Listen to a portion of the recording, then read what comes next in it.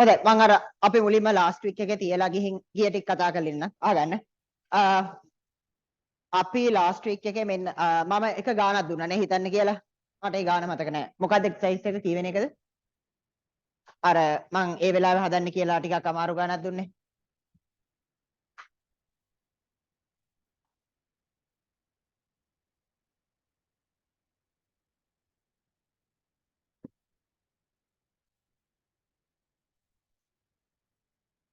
It was in vector tube, right? Can someone give me the vector tube? මට දයිෂ් ඒ ප්‍රශ්නේ තිබ්බ tute එක පොඩ්ඩක් දෙන්න. කීවෙනි ප්‍රශ්නේද? 16. Oh, no. 5. I think this, right? Okay. Exercise 3, question number 6. Ne? Exercise 3, question number 6. I mean, I got few answers at the moment, but I will have answers keep your kambuna egath hari. But I'll do the question. Eka passe answers gatta kattiya kawuda eka prove karapu kattiya? ඒ වෙලාවේ හරි පස්සේ හරි yeah, it's good. Okay. එහෙනම් මම හිතනවා හැමෝම figure out කරන් ඇති කියලා. So like as I said, that question is not a big deal, right?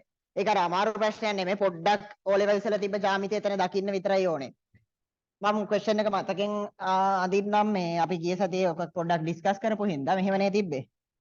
You have vector P here and you have vector Q here.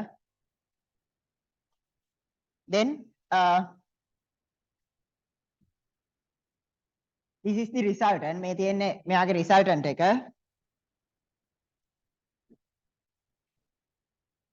Then you have 2p again q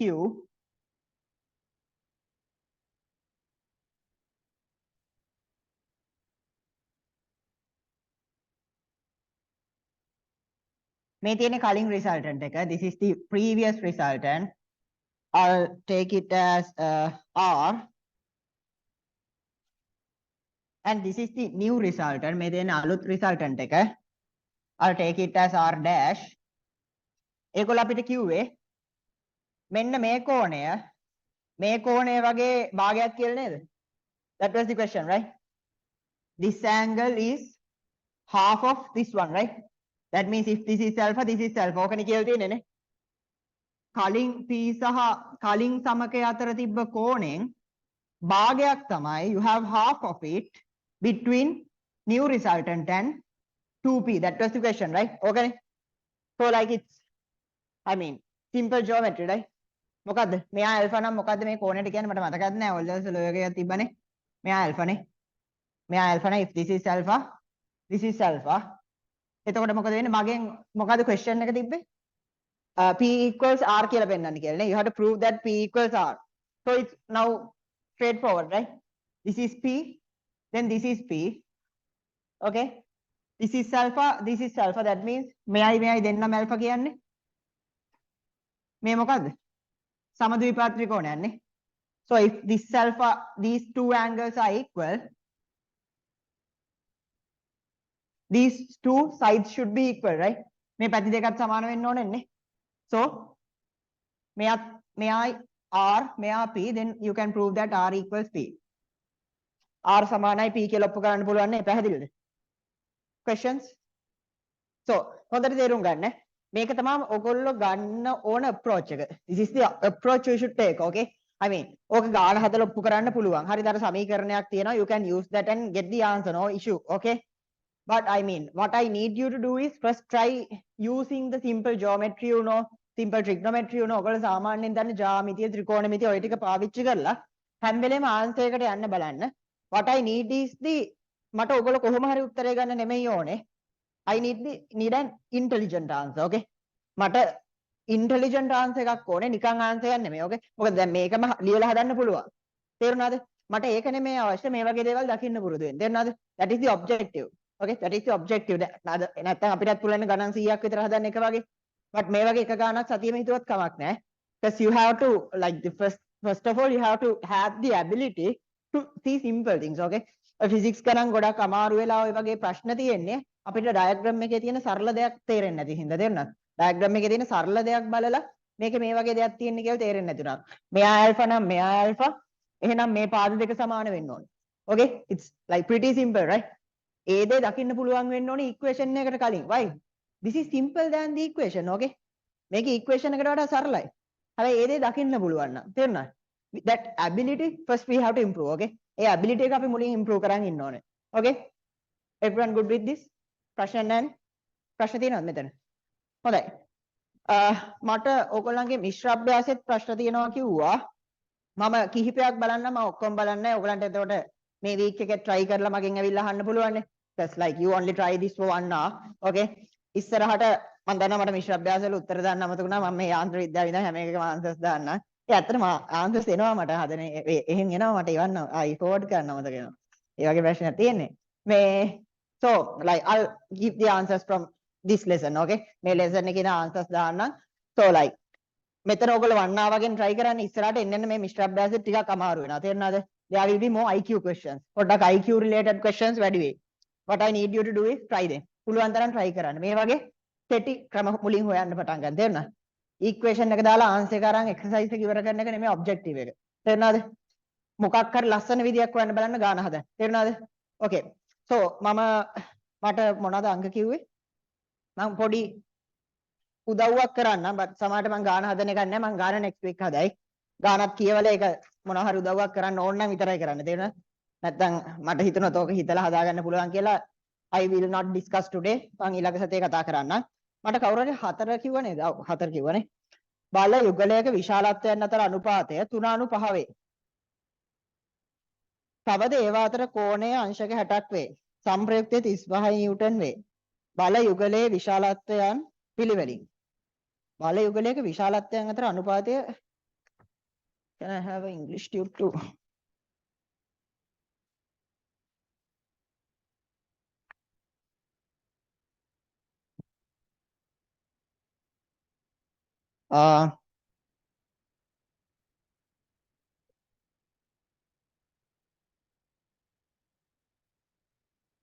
Okay, it's I think they have given us the direction is 60. Angle between the angle between their direction is 60. If the resultant is 35, okay. I think හොඳයි. දැන් අපි මේ මිශ්‍ර අභ්‍යාසයේ 4 වෙනි ගාන පොඩ්ඩක් කියවගන්න. It's a good question. මේ අපි එක එක ගණන් වලට ගන්න ඕනේ approach එක figure out කරගන්න පුරුදු වෙන්න ඕනේ. Okay. මම online කට්ටියටත් group එකේ මිශ්‍ර අභ්‍යාසය තියෙනවා. කවුරු හරි ගාව නැත්නම් මට පොඩ්ඩක් message එකක් දාන්න. Okay, I can't see messages, right? Okay. මිශ්‍ර අභ්‍යාස 9 4 වෙනි ගාන. So read this question. Two forces have magnitudes in the ratio 3 and 5 and the angle between their direction is 60. If their resultant is 35, their magnitudes are. හොඳට බලන්න මේ question එක කියවලා තේරුම් ගන්න. What would be the easiest way? මොකක් වෙයිද ලේසිම විදිය? මම මේ ගාන කියවම නම් මම මොනවා අඳින්නත් කලින් මම මොකද කරන්නේ? General equation එක ලියනවා. I would write the general equation. මම කෙලිම general equation එක ලියනවා. අයියේ. ගාන කියවලා බැලුවම හොඳට තේරෙන්න ඕනේ. general equation එකෙන් එකපාර answer එක ගන්න පුළුවන්. Why? 3:5 කියලා දීලා තියෙනවනේ. I think ගන්න පුළුවන් වෙන්න ඕනේ. 3:5 කියලා තියෙනවනේ. So we have the proportionality, right? එහෙනම් මොකක්ද equation එක? What is the equation? මේක ඇදලා ගන්නත් ලේසි ඇති. ඒත් මං කියන්නේ මෙතෙන්දි මං හිතන්නේ අඳින එකටත් වඩා මේක නිකන් මට එකපාර උත්තරේ හිතෙනවා. ඇයි ඒ? So we have P and Q. මට කියලා තියෙනවා ඒගොල්ලන්ගේ අතර අනුපාතය මොකද්ද? 3:5. That means if this is 3 into some kind of a constant, මෙයා 3 වැඩි කිරීම මොකක් හරි නියතයක් නම් මෙයා 5 වැඩි කිරීම නියතයක් නේ. Got the idea? The proportionality is 3 and 5, okay? Then if this is 3k, this should be 5k, right? Okay? දැන් ඔක කෙලින්ම equation එකට දාගන්න පුළුවන් වෙන්නේ. What is the equation? R squared equals, as I remember, p squared plus q squared plus 2pq or pq. ඒකයි මම කියන්නේ equation ඔප්පු ගන්න මතක තියාගන්න කියලා. like මට මේ එච්චර කල් උගන්ලා අමතක වෙනවා. That means I have a memory problem. It's a different case. but I mean සමහරවිට A levels වල ඕගලන්ටත් ෂුවර් නැහැ මේක 2pq cos theta ද pq cos theta ද කියලා. ඇත්තට මට දැන් ෂුවර් නැහැ. 2pq cos theta, right? Okay. 2pq cos theta. ඕකනේ නේ. දැන් ඔක්කොම දත්ත ටික තියෙනවානේ. Okay. What is R? R දීලා තියෙනවා. මොකද්ද? 35. 35 squared. What is P? 3k squared. What is Q? 5k squared. Plus 2. P means 3k. Q means 5k. Cos කීයද? 60යි. Cos 60 කියන්නේ කීයද? Cos 60 means half, right? So now all you have to do is find k, right? මේක සුළු කළ k හොයන්න නේ තියෙන්නේ. You know k, that means you know p and q. තේරුණාද? එතකොට අර ජ්‍යාමිතියෙන් හදනවා කියලා හැම වෙලේම approach එක ජ්‍යාමිතියෙන් හදන එක නෙමෙයි. තේරුණාද? What I need you to do is figure out the easiest method. තේරුණාද? දැන් මේක දැක්කම ආට තේරෙන්න ඕනේ හරි 3.5 තියෙනවා. p දීලා තියෙනවා, q එතකොට දීලා තියෙනවා, මේක දීලා තියෙනවා කියන්නේ. Okay, cos theta දීලා තියෙනවා, resultant එක දීලා තියෙනවා. So all I have to know is k. අන්න ඒක ගාන හදන්න කලින් දකින්න පුරුදු කරගන්න එක තමයි objective එක. තේරුණාද? That is the objective. Okay? Got the idea? A view එක පුරුදු වෙන්න. Okay. Next one. Mix ශබ්දාසේ හතත් කවුරු හරි මගෙන් ඉල්ලුවා, මම ඒකත් බලන්නම්. The resultant of two forces 3p and 2p is R. If the first force is double, මේකේ කාටද ප්‍රශ්නයක් තියෙනවද නැන්නේ? ප්‍රශ්නයක් තියෙන ඉතින් නැහැ. Okay. If the result 3p and 2p is R, if the first force is doubled, then the resultant is also doubled. The angle between two forces is, if the okay, අපි පළවෙනි එක double කරොත් resultant එකත් double වෙනවානේ. ඕක මම සමහරට ඉවර වෙනකන් ඩිස්කස් කරන්න ගන්නෑ. හැබැයි මට හිතෙනවා ඕක අපිට මේ රූප සටහනකින් කරොත් සමහර විට වඩා පැහැදිලි වෙයි කියලා බලමු. මොකද අර මේ වගේම කතාවක් නේ තියෙන්නේ. ඒතකොට අර මට සමාන්තර රාශි ටිකක් එනවනේ. ඕක ලියලා හදනවට වඩා මට හිතෙනවා මොකද ඔය අවස්ථා දෙකක් දුන්නම හැම වෙලෙම මුලින් රූප සටහන ඇඳලා බලමු. මොකද the main reason is like equations ලියුවොත් equation දෙකක් ඕනේ නේ. If you write the equation you need two equations. අවස්ථා දෙකක්නේ. එතකොට අවස්ථා දෙකක් හම්බුනාම මගේ නම් පළවෙනි ඔබ්ජෙක්ටිව් එක මම ඉක්මනට පින්තූරයක් ඇඳලා බලනවා. මොකද you need only one diagram, right? ඔක්කොම එක diagram එක ඇඳින්න පුළුවන් නේ. අපි බලමු.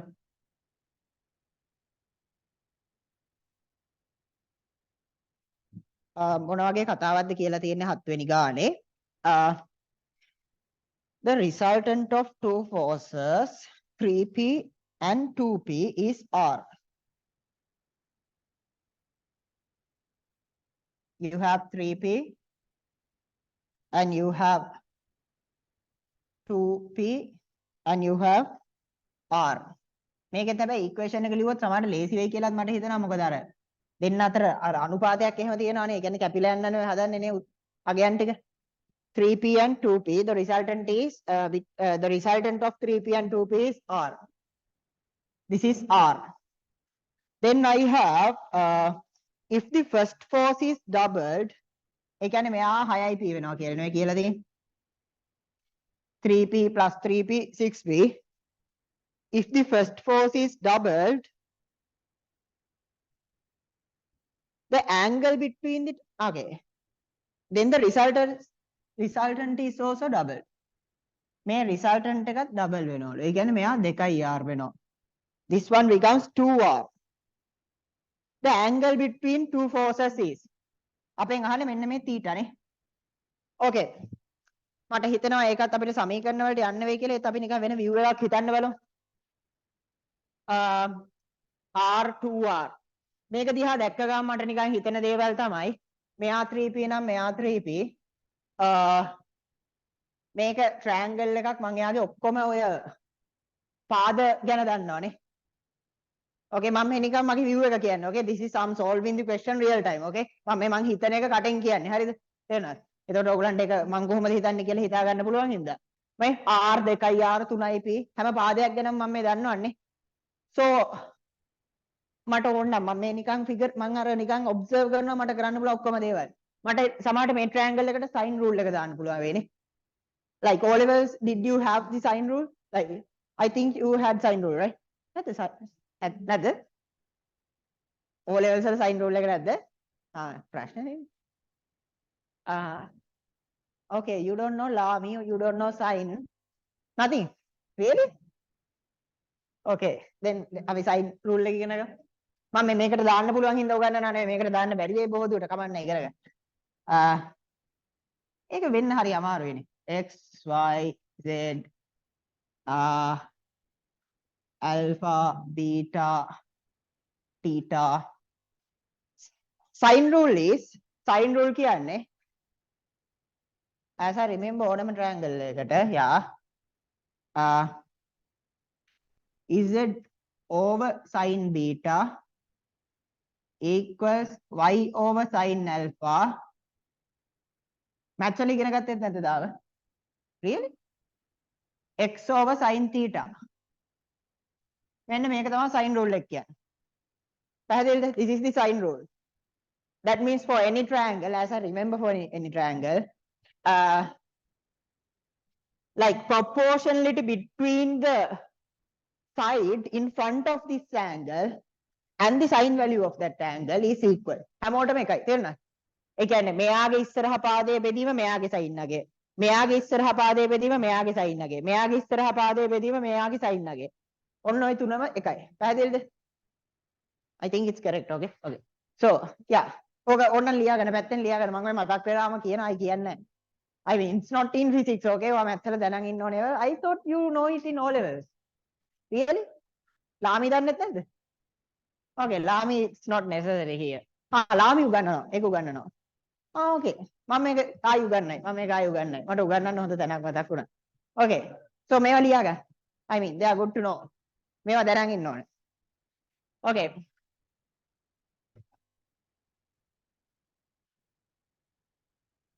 ඒක මේකට දාන්න බෑ ඉගෙනුවාට. දැන් තමයි පේන්නේ මොකද කෝණ ගැන දත්ත මොකුත් නැහැ නේද?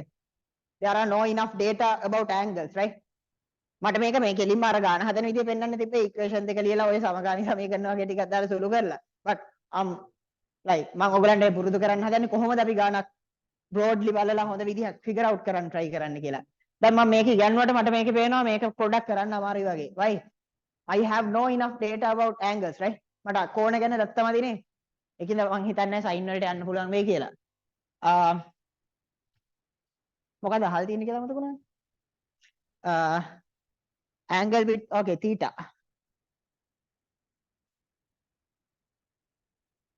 අපි දන්න හැමතැනම ලකුණු කරගෙමු. theta, you have theta here. සමාන්තර රාශියක මෙයා theta නම් මෙයා theta නේ. Yeah, right? This one is also theta, right? And this is also theta. දන්න හැමදේම හැමතැනම ලකුණු කරන් ඉන්න රූප සටහනේ. Okay? Otherwise, like how can you start to see anything? තේරෙනවද? මොන හරි දකින්න පටන් ගන්න කලින් හැමතැනම දත්ත ටික තියෙන්න බෑ. 3p 3p 2p 2p. Okay, now I have all the data. දැන් අපි බලමු මොන හරි මේකට වෙනස් විදිහකට හදන්න පුළුවන්ද කියලා.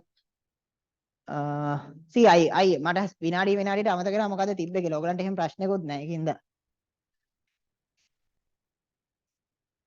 The angle between two forces. Okay. theta වනේ අපි හොයන්නේ.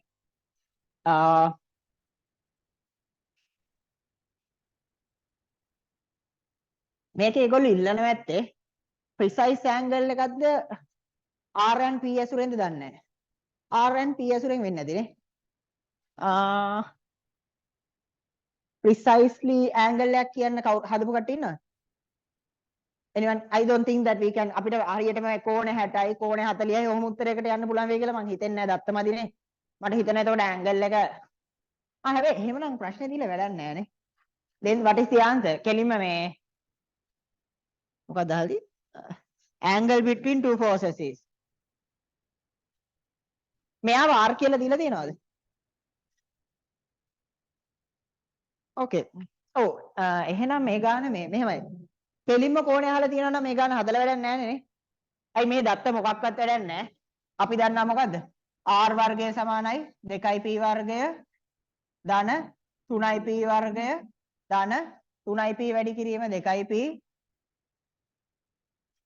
cos theta. දැන් මෙතන cos theta උක්ත කරගන්න පුළුවන්. right? sorry nah. Okay, okay, okay, may I මෙයා double h එකද okay yeah දෙක තියෙනවා okay so මේකනේ okay so මෙතන අපිට cos theta මුක්ත කරගන්න පුළුවන් what is cos theta r squared minus මේගොල්ලෝ අඩු කරනවා 2යි v වර්ගය ඍණ 3යි p වර්ගය යට මෙතන එන්නේ කීයද 3 වරක් 2 6 6 වරක් 2 12යි p වර්ගය ඔය ටිකනේ එන්නේ දැන් ඉතින් cos theta හොයලානේ තියෙන්නේ දැන් okay cos inverse කියලා ලියන්න පුළුවන් කියලා ඔයගොල්ලෝ දන්නවා ඒක දන්නේ නැද්ද ඒක notation එකක් just a notation you have if cos theta is 60 cos theta 60 නම් you can write theta as cos inverse 60 මේ notation එක තේරුණාද ඕකෙන් අපිට උත්තර ලියන්න පුළුවන් ඒ level වල answers උත් ඔහොම තියෙන අවස්ථා තියෙනවා තේරුණාද cos theta කියන්නේ මේවා මම randomly කියනවා ලියා ගන්න හරිද we have a huge note ඔක්කොම වැදගත් කරන note එකේ තියෙනවා ඒත් ඔක්කොම මේ වගේ මට ඒ වෙලාවේ මතක් වෙන ටික ඔයගොල්ලෝ ලියා ගන්න තේරුණාද එතෙන් ලියන්න තියෙන ක්ලාස් එකේ නැත්නම් මොකුත් ලියන්න නැති වෙනවනේ okay cos theta equals 60 නම් theta cos inverse 60 පැහැදිලිද ඒක notation එක tan theta 30 නම් theta tan inverse 30 if sin theta is if okay මෙතන පොඩි වැරද්දක් තියෙනවා මොකද්ද මේ අර කිසිම තේරුවක් නැති විකාරය ලියලා තියෙන්නේ ඇයි you have 60 cos theta can it ever be 60 cos theta 60 වෙන්න පුළුවන් I don't think so why පාදයක් බෙදීම විකර්ණය what is cos theta කවුද cos theta කියන්නේ x y cos theta කියන්නේ කවුද x බෙදීම y cos theta is x over y y හැම වෙලේම x වඩා ලොකුයි නේ it's obvious right y හැම වෙලේම x වඩා ලොකුයි නේ y is always larger than x then cos theta can never pass 1 cos theta එක කවදාවත් එක පන්නන්න බෑ පැහැදිලිද just random facts okay මේ දෙන්නේ cos theta this is x over y cos theta කියන්නේ මොකද්ද කියලා අහන්න එපා cos theta කියන්නේ x බෙදීම y okay you have x over y y must be larger than x okay y x ට වඩා ලොකු වෙන්න ඕනේ නේ like if you can't figure it out you have to like do scholarship exam or something so x over y okay no issue right එහෙනම් y හැම වෙලේම x ට වඩා ලොකු වෙන්නේ නේ ඒකින්ද cos theta sin theta ඕවට කවදාවත් කාවද පන්නන්න බැරි එක පන්නන්න බෑනේ so මේ cos theta 60යි කියන එක it's just ඕක note එකේ තියෙන දැක්කොත් මටත් පිස්සු කියලා හිතයි so let's make it 0.8 or something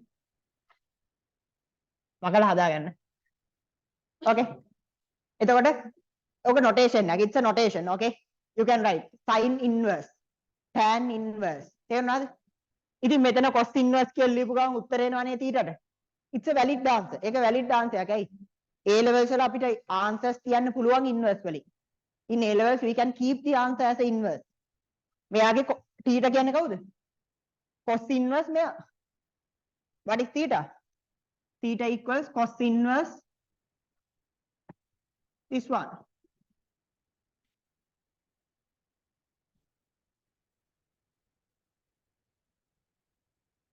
okay පැහැදිලිද මේ ඉන්නේ theta this is theta so theta ඔහොම හොයන්න ඕන නම් ගානේ ඔය වෙන වෙන දේවල් දෙන්න ඕනේ නැහැ නේ okay ඒකෙන්ද ඕක නෙමෙයි අහලා තියෙන්නේ එහෙනම් බොහෝ දුරට ඒගොල්ලෝ ඉල්ලන්නේ precise answer එකක් they are searching for a precise answer or at least p ඇසුරෙන් විතරක් හරි r ඇසුරෙන් විතරක් හරි උත්තරේ ලියන්න පුළුවන් වෙන්න ඕනේ නැත්තම් තේරුමක් නැහැ නේ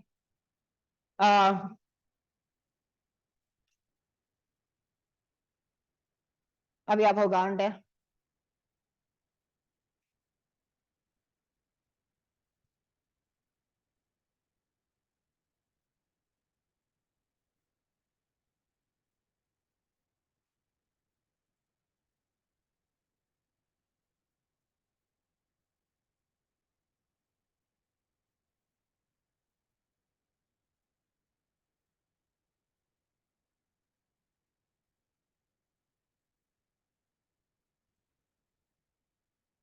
කාට හරි හොඳ විදියක් හිතනවාද? මට තාම figure out වෙන්නේ නැහැ මේක හදන්න ලස්සන විදිය. That means we have to return. ඒ කියන්නේ ඇත්ත කතාව එහෙම හිතලා හිතෙන්නේ නැති වෙලාවල් තියෙනවා. හරිද? Then you have to return to the conventional method. එතකොට සාමාන්‍ය විදියට යන්න ඕනේ. මොකද්ද? මේක equation දෙක ලියලා සුළු කරලා හදන්න පුළුවන් අනිවාර්යෙන්. පැහැදිලිද? ඒත් අපි මේ වෙන විදියක් හොයන්නේ. එහෙම විදියක් අර විදිහට හදන්න පටන් ගන්න එපා කියලායි මම කියන්නේ. තේරුණාද? කීයටවත්. අපි වෙන විදියක් හිතන්න බලන්න ඕනේ. So I have R 2R 3P මට මේ angles නැති හින්දා කොහෙටවත් විභේදනයක්වත් කරගන්න බෑ. That's the problem. Okay? So the problem is I don't have angles. කෝණ එකක්වත් නැහැ. And what is the problem when you don't have angles? අපි geometry වල ඉගෙන ගත්ත මේ හැම rule එකක් අස්සෙම angle එකක් ඉන්නව නේද? Okay? Like whatever the rule we learned, there's an angle involved. සමද්විපාද ත්‍රිකෝණ ගැන ඉගෙන ගත්තා. සමාන ත්‍රිකෝණ ගැන ඉගෙන ගත්තා. Like different rules we learned, but everything involves a angle. That is the problem.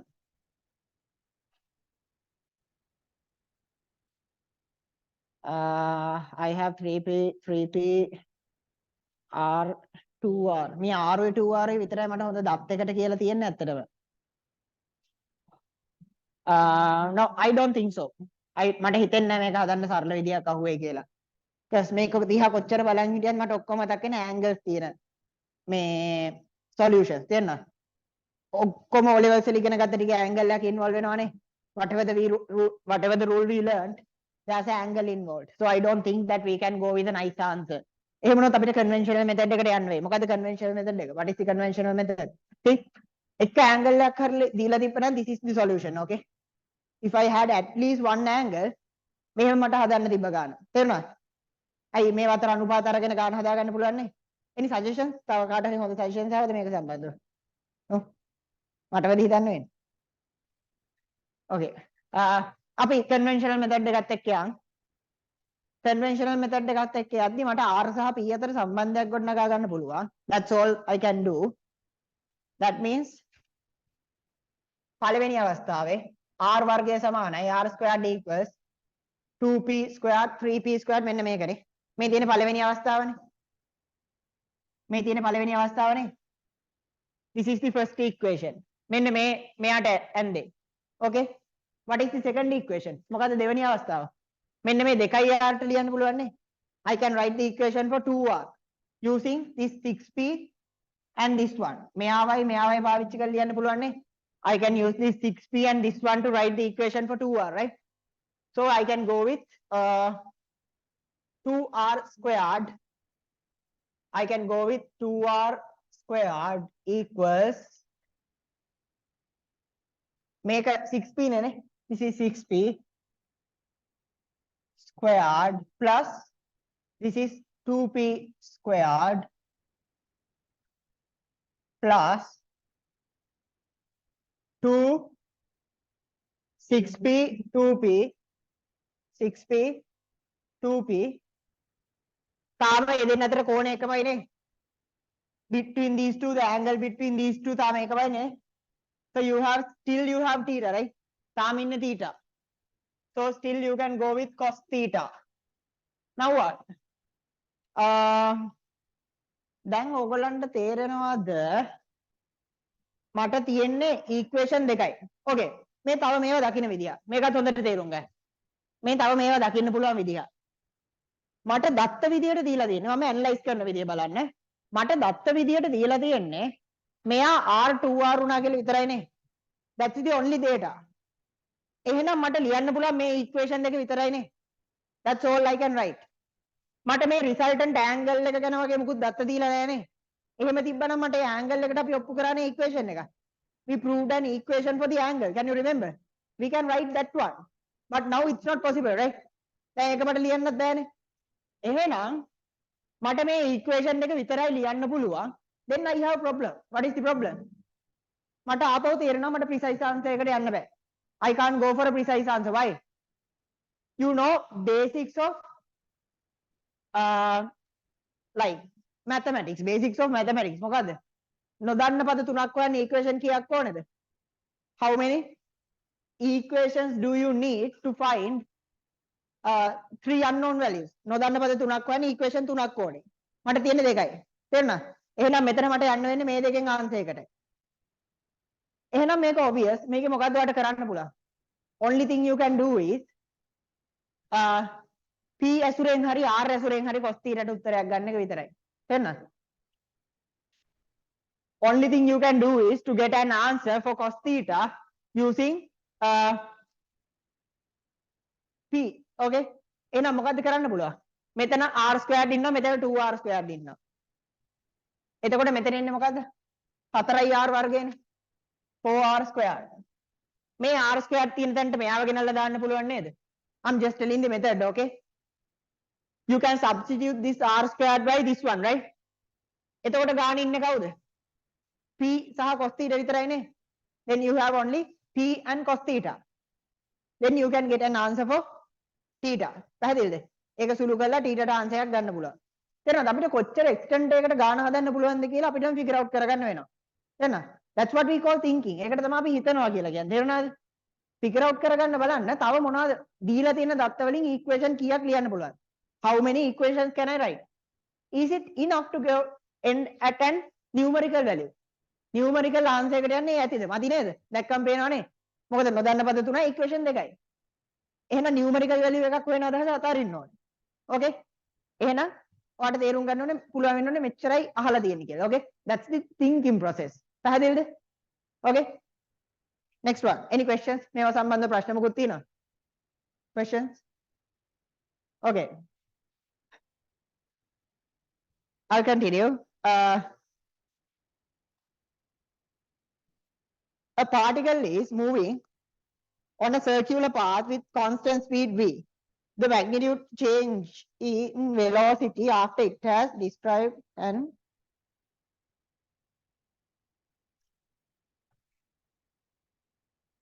my acceleration කරේ නෑනේ නේ.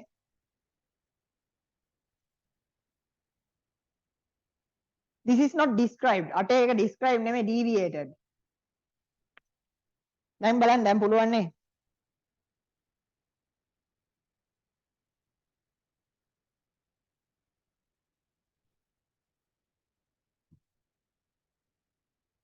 අට බලන්න.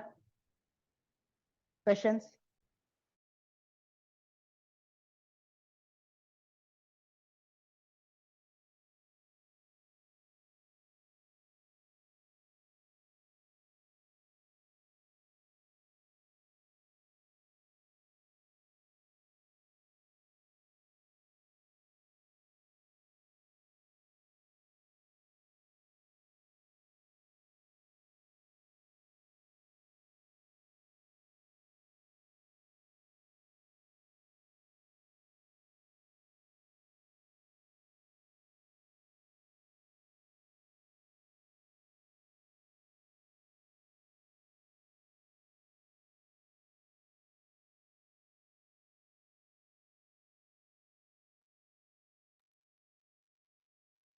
හරි මම proceed කරන්න question number 8 try කරන්න.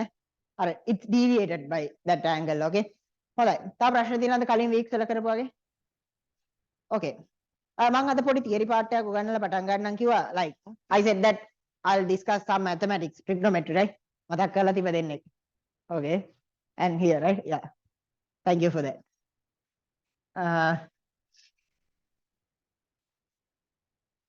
හොඳයි. මෙහෙමයි මම ඔයගොල්ලන්ගේ මගේ ඒ ත්‍රිකෝණමිතිය තිබ්බ page එක බෙදලා දෙනවා. ඒක හැමදාම අරගෙන එන්න. Like the idea is you don't have to remember those values. Okay තියෙනව නේද? Okay table එකක් තියෙනවනේ. ඔව්. මට attitude එකක් දෙන්න කවුරු හරි. ඒකේ මේ table එක තියෙනවනේ නේ. What I need you to do is ගණන් හදද්දි මේ table එක බලලා ආදේශ කරන්න. තේරුණාද? table එක බලලා ආදේශ කරන්න. Just don't struggle to remember these things. Okay? මේවා ගණන් හදද්දි ඉබේටම මතක හිටිනවා. වෙලාව නාස්ති කරන්න එපා. මතක තියාගන්න try කරලා. තේරුණාද?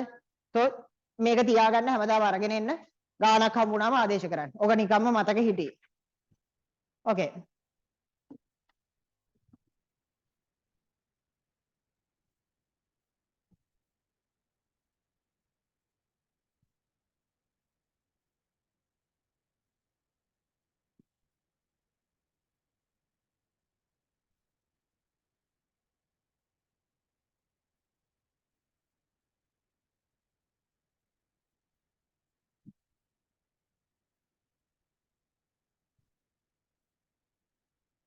අර මම sign rule එක එහෙම කිව්වේ. I said you like I discussed the sign rule. That kind of rules you can use anywhere. ඕනම තැනක මේ mathematical identities පාවිච්චි කරන්න පුළුවන්. That a mathematical identity even like syllabus එකේ නැති mathematical identities කියලා જાතියක් නැහැ. Okay. They are universal identities. සර්වසාම්‍ය කියලා ඔයගොල්ලෝ maths වල ඉගෙන ගන්න පටන් ගත්තද? They are universal. Okay. That means කාටවත් ඒවා syllabus එකේ නැහැ කියන්න බෑ. Okay. So what mathematical identities ඒවා syllabus එකේ ඇත්තෙත් නැහැ තියෙන්න ඕනෙත් නැහැ. You can use it anywhere. තේරුණාද? මම ඔයගොල්ලන්ට mathematical identities ගොඩක් කරයි. තේරුණාද? කලින් ඔයගොල්ලෝ දැකලා නැති ඒවා ඔයගොල්ලන්ට කතා වෙන්නේ නැති ඒවා වගේ ගොඩක් ඒවා කතා කරයි. හොඳට තේරුම් ගන්න you have the right to use any mathematical identity. සර්වසාම්‍ය කියන ඒවා පාවිච්චි කරන්න ඕනම වෙලාවක syllabus එකේ තියෙන්න ඕනේ නැහැ. අයිතියක් තියෙනවා. මොකද ඒවා සර්වසාම්‍ය. ඒක එහෙමයි. තේරුණාද? ඒක අර දැන් අර කෝණේ මෙයාගෙන් බෙදුවම ඒක එනවා කියන එක කවුරුත් ඔප්පු කරන්න ඕනේ නැහැ. because it is what it is. okay. ඒක එහෙමයි. තේරුණාද?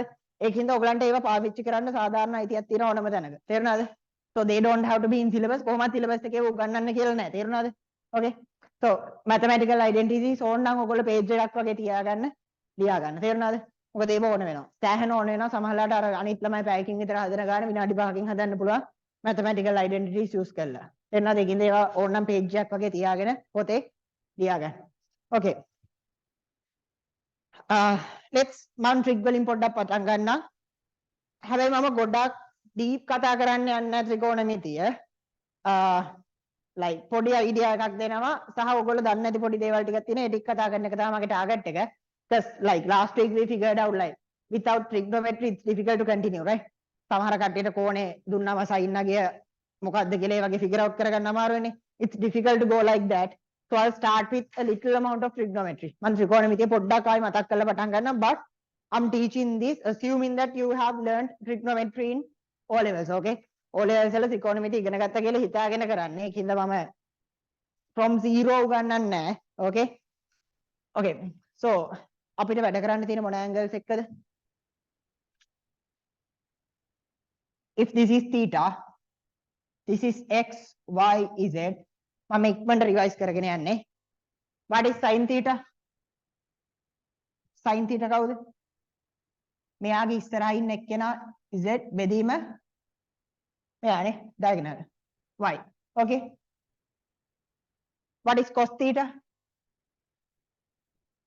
x over y, right? මේ මොලේ වල කරලා තියෙනවන්නේ x over y. tan theta? What is tan theta? okay. හරි. එතකොට ඔය ඔන්න ඕක තමයි ප්‍රධාන වශයෙන් ත්‍රිකෝණමිතිය කියලා අපි පටන් ගන්න. තේරුණාද? now මේ ත්‍රිකෝණමිතික අගයන් මේ දෙන්නගේ අනුපාතය මෙච්චරක් වුණා මෙහෙමයි. මෙච්චරක් වුණා මෙහෙමයි. මෙච්චරක් වුණා මෙහෙමයි කියලා දැන් මෙහෙට එක එක අගයන් එද්දි මේ කෝණයට එක එක අගයන් එනවන්නේ. You can have different angles here, right? In O levels, like no, in A levels, in maths and physics both, there are several values that you have to know. ඔයගොල්ලෝ අනිවාර්යෙන් දැනන් ඉන්න ඕන අගයන් ටිකක් තියෙනවා. තව සෙට් එකක් තියෙනවා අපිට ඩිරයිව් කරගන්න පුළුවන් ඒවා. තේරුණාද? එතකොට ඔයගොල්ලෝ දැනගෙන ඉන්න ඕනේ මෙන්න මේ ටික.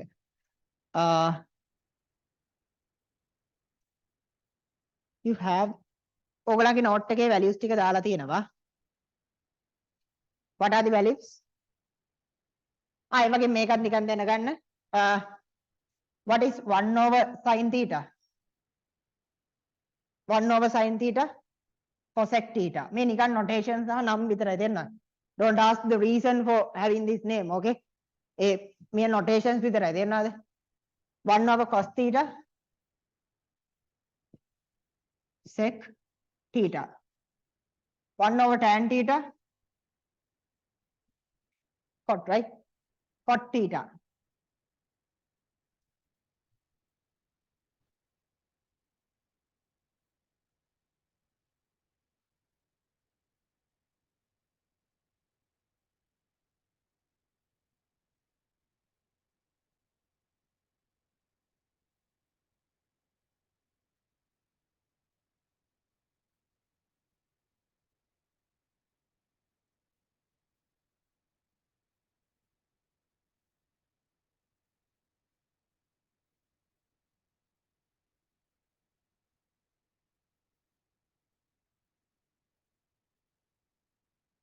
Okay.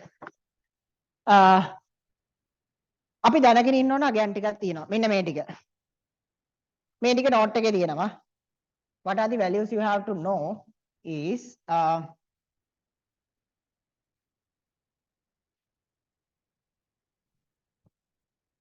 you have sin theta, cos theta, tan theta. මේ තියෙන අංශක මේ this is 0 in degrees and this is in radians. Okay. What is the value in radians? We have radians වලින් ලියන්නේ කොහොමද? 5 over 6, right? 45 5 over 4, right? And 60 5 over 3, 90 5 over 2.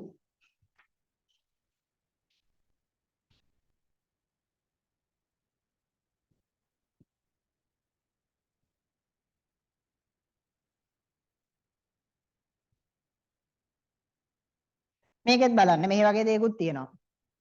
These values repeat, okay? මේවා මාරු වෙලා repeat වෙනවා. sin බිඳුව බිඳුවයි cos බිඳුව එකයි. In 90 it's interchange. ඒක 90 වලදී මාරු වෙලා එන්නේ. මෙතෙන්ට එක යනවා. මෙතෙන්ට බිඳුව එනවා. ඒවට obvious reasons තියෙනවා. triangle එකක් ඇඳලා තෝවට reason එක නිකම්ම පේනවා. තේරුණාද? You can prove these reasons, okay? It's not a big deal, but physics එකත් අපි ඉස්සරහට ඔය කතා කරනවා ටිකක්. ඒක නම මෙතෙන්දී ඔය highlight කරන්න යන්නේ නැහැ. My target is to teach you to like how to remember these values. මේවා දැන්ට මතක තියාගන්න විදිහ විතරයි මම කියන්නේ. Because it's irrelevant here. මෙතෙන්දී ඔය එන හැටි ඔක්කොම ඔප්පු කරන එක එච්චර සුදුසු නැහැ. Because this is not a maths class. Okay. Sin 30 half cos 30 මූල 3 බෙදීම 2යි. Again in 60 එදෙනා මාරු වෙනවා. 60 වලදී එදෙනා මාරු වෙනවා. Root 3 over 2 goes here. Half goes here. 45 වලදී එදෙනාම සමාන වෙනවා. 1 over root 2, 1 over root 2. And tan theta හැම වෙලේම මතක තියාගන්න ඕනේ නැහැ. Why? Sin tan theta means what? Tan theta කියන්නේ කවුද? Sin theta over cos theta, right? ඒක මෙතනිනුත් වෙනවා. What is sin theta? Z over theta. Z over, sorry, y.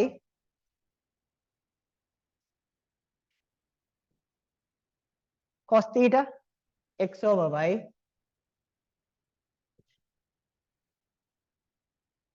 See, tan theta නේ ආවේ. මෙයා බෙදීම මෙයා නේද ඉතුරුනේ. So always sin theta over cos theta is tan theta. Sin theta බෙදීම cos theta කියන්නේ tan theta. එහෙනම් මෙතන මේවා ඇත්තක තව tan නගයන් මතක තියාගන්න ඕනේ නැහැ අයියේ. මෙයාව මෙයාගෙන් බෙදුවා මේක එනවා. මෙයාව මෙයාගෙන් බෙදුවම බිඳුවයි. මෙයාව මෙයාගෙන් බෙදුවම 1 over root 3. මෙයාව මෙයාගෙන් බෙදුවම 1යි. මෙයාව මෙයාගෙන් බෙදුවම you have root 3. මෙයාව මෙයාගෙන් බෙදුවම not defined, but in mathematics not defined. In physics it's infinity, okay? අපි ගිය සති infinity ගැන වැඩියෙන්ුත් එක්ක කතා කරන්නේ ආයි ඕනේ. Okay? So what is infinity? Okay, like I explained it, right? මම explain කරා නේද? Okay. එතකොට ඕගලන්ට පේනවා ඇත්ත කතාව මෙතන ඕගලන්ට ඕක මතක දැන් හිතන්න exam එකකට වගේ යද්දි මතක හිටින්නෙම නැත්නම් ඔක්කොම මතක තියාගන්න ඕනේ නැහැ. You have to remember this part only, okay? මෙච්චරයිනේ මතක තියෙන්න ඕනේ. මෙයාව මාරු කරලා මෙතෙන්ට දාගන්න පුළුවන්. මෙයාව මාරු කරලා මෙතෙන්ට දාගන්න පුළුවන්. මෙයාමයි. tan again ටික බෙදලා ගන්න පුළුවන්. මෙන්න මේ values ටික තමයි ඔයගොල්ලෝ physics වල දැනගෙන ඉන්න ඕනේ. Okay? These are the values that you have to know in physics. Okay? හැබැයි ඔතෙන්දි තව ප්‍රශ්නයක් එනවා. What is that issue? මේ ඔක්කොම තියෙන්නේ මොනවද? බිඳුවයි 90 අතර කොනනේ. You have only from 0 to 90. What about 120?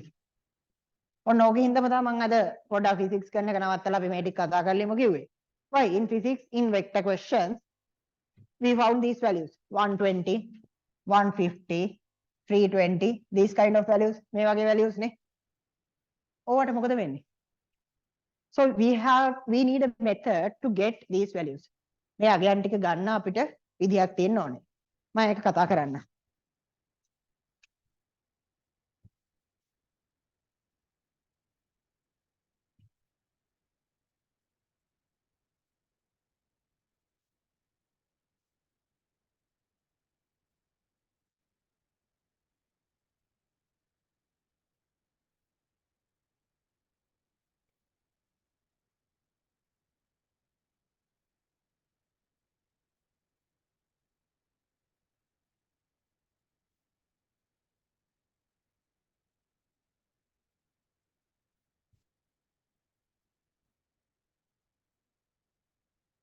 Okay.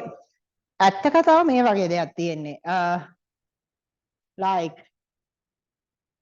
you will never get an angle like එහෙම කියන්නත් බෑ ඇත්තටම. රේඛා දෙකක් අතර කෝණය අපිට හැම වෙලේම එන්නේ සුළු කෝණයක්. ඕකේ. සාමාන්‍ය රේඛා දෙකක් අතර කෝණය අපිට කොහොමෙන්දත් එන්නේ සුළු කෝණයක්. See, it's always you can find an angle smaller than 90, right? Between two lines, you can always find the angle smaller than 90 or 90. This angle larger than 90 occurs always when you try to work with the direction.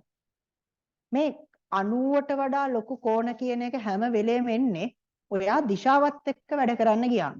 Okay? When you try to work with direction. Why? මේ දෙන්න අතර හැම වෙලේම සුළු කෝණයක් තියෙනවානේ. Okay? But if these are vectors, මේගොල්ලෝ දෛර්ඝ්‍යික දෙකක් නම්, now what is the angle between them? දෛර්ඝ්‍යික දෙක අතර කෝණය වෙන්නේ ඒ දෙන්න යන පැත්තේ ඒ අතර මැද්දේ තියෙන කෝණයනේ. Can you remember? See, now you have to consider these kind of angles. Got the idea? ඔය කෝණ 90 පැනපු කෝණ එන්නෙම okay? When you try to work with direction. දිශාවත් එක්ක වැඩ කරන්න ගියාම තමයි ප්‍රශ්න ටික ඔක්කොම අතුවෙන්නේ. තේරුණාද? Okay. So,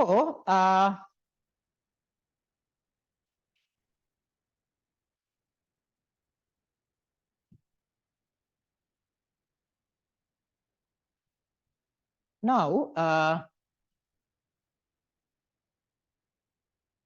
ඒකින්දා අපිට මෙන්න මේ වගේ දෙයක් තියෙන්නේ. මම ඕක ඔප්පු කරන්න යන්නේ නැහැ ලොකුවට in mathematics. ඔයගොල්ලෝ ඉගෙන ගත්තනේ මැත්ස් වල ඕකට. තව නේද? ත්‍රිකෝණමිතියට ආවේ නැද්ද? 120 150 වගේ කෝණ හොයන්න ඉගෙන ගත්තා. එකම ක්ලාස් එකකට නේ යන්නේ දෙන්නා. මම දැක්ක දෙන්නා එකේ ඉන්නවා.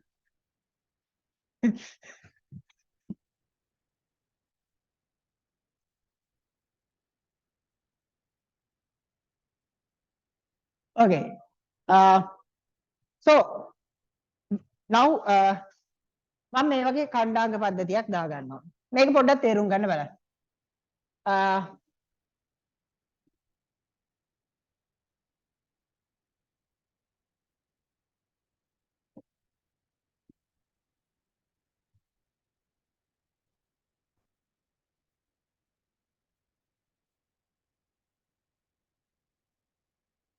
හොඳයි.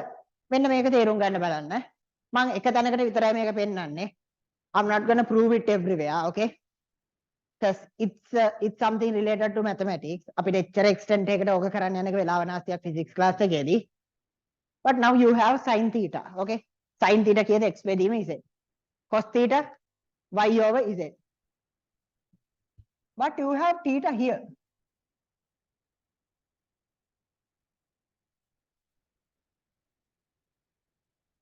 ඔයාගේ අලුත් කෝණේ theta මෙයා. This is theta. Then what is this? එහෙනම් මේ කෝණය මොකක්ද? Total is 180, right? මුළු එක 180යිනේ. Then what do you have here? 180 minus theta. 180 ඍණ theta නේද එන්නේ? අපි හිතමු මේකත් මේ අගයන්මයි කියලා. x y z. Now try to figure out the problem. දැන් මේක තේරුම් ගන්න බලන්න. Sin 180 ඍණ θ මොකද්ද වෙන්නේ? x බෙදීම z නේ. It's x over z. This is not the precise method. Okay, maths එක මේක ඊට වඩා ලස්සනට අපි කණ්ඩාංග තලයක් ගහලා පැහැදිලි කරනවා. ඒත් මෙතන sin 180 ඍණ θ කියන්නේ මෙයානේ. Okay. මොකද්ද මෙයාගේ sin අගය? x over z, right? x over z. පැහැදිලිද? එතකොට ඔයගලන්ට පේනවා මෙතනින් sin θ කවුද? What is sin θ? It's also x over z, right? ඒකත් x බෙදීම z නේද? එහෙනම් මේ දෙක දැක්කම ඔයාලට පේනවා sin 180 minus theta is equal to sin theta. Okay? පැහැදිලිද? මම මේ සරල කරලා උගන්වන්නේ maths වල කරන එක පොඩ්ඩක් physics වලට. What about cos 180 minus theta? cos 180 ඍණ θ ට මොකද වෙන්නේ? Again y over z, right? මෙතන y බෙදීම z නේ දෙන්නේ. Okay? පැහැදිලින්නේ? මෙයා බෙදීම මෙයානේ. So you have y over z. But there's a problem. What is the problem? මොකද්ද මෙතන තියෙන ප්‍රශ්නේ? This is not y when this is a vector system. මේක දෛශික පද්ධතියක් වුණාම මෙයා y ද? නෑ. මොකද්ද? It's minus y, right? එයා යන්නේ මේ පැත්තට නේද? පැහැදිලිද? This is positive x, this is positive y. Then මේ තියෙන negative side එක නේද? පැහැදිලිද? එහෙනම් මෙයා y නෙමෙයි මොකද්ද? මෙතන ලකුණු කරොත් මෙතන y නම් මෙතන මොකක්ද එන්නේ? You have minus y, right? So this is actually minus y over z. ඍණ y බෙදීම z. පැහැදිලිද? ඇයි ඍණ පැත්තේ තියෙන්නේ y? මෙතනින් ලිව්වොත් මොකක්ද එන්නේ? මේ ත්‍රිකෝණයට. What is cos theta? What is cos theta? Y over z, right? Then you should understand what? එහෙනම් minus 180 minus cos 180 minus theta කියන්නේ කවුද? Minus y over z means cos theta. See, sin 180 ඍණ θ sin theta මයි cos 180 ඍණ θ ඍණ cos theta. Got the idea? පැහැදිලිද? මම මේ සෑහෙන මේක සරල කරලා කියන්නේ අපිට physics වලට. Okay. Now then දැන් හිතන්න ඔයාට sin 150 හොයන්න ඕනේ කියලා. Think that you need to find sin 150. sin 150 හොයන්න ඕනේ. මොකද්ද ලේසිම විදිය? You don't know this value. But you can do this. sin 150 ලියන්න පුළුවන් කොහොමද? sin 180 minus 30. Okay? sin 150 sin 180 ඍණ 30 කියලා ලියන්න පුළුවන් නේ? And we have this identity now. sin 180 ඍණ θ sin θ ට සමානයි. sin 180 minus theta equals sin theta. ඒවා සරල සාම්‍ය. Okay? ඒකින්ද ඒවා ඕන තරකට දාන්න පුළුවන්. So sin 180 minus 30 equals what? Directly sin 30. Then you have half. අන්න sin 150 අගේ හෙව්වා. තේරුණාද? Got the idea? So මේක හොඳට තේරුම් ගන්න. The basic idea is sin 150 is sin 30. There's no difference there. ඇයි මේ පොඩි triangle එක ගැනනේ අපි හැම වෙලේම හිතන්නේ. පොඩි triangle එක සමානයි නම් values සමාන වෙනවනේ. Okay? ඒකින්ද හොඳට තේරුම් ගන්න මෙතන වෙන්නේ මේ ඍණ ලකුණු ධන ලකුණු මාරු වෙනවා වගේ දේවල් තමයි වැඩි හරියක් වෙන්නේ. තේරුණාද? Why? The reason is now we are considering the direction. දැන් ඔයා දිශාව සලකනවා. පැහැදිලිද? මේක සම්බන්ධයෙන් ප්‍රශ්න තියෙනවා නම් අහලින්.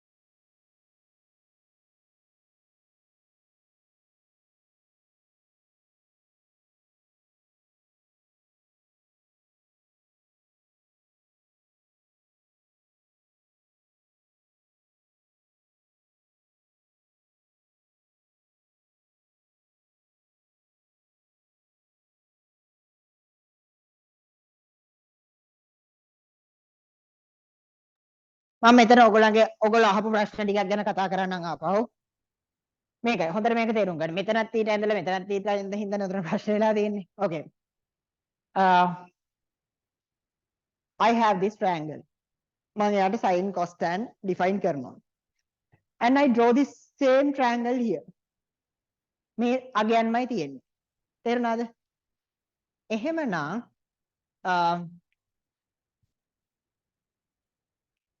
now the idea is this. මම මෙතන θ අමතක කරන්නම් පොඩ්ඩකට.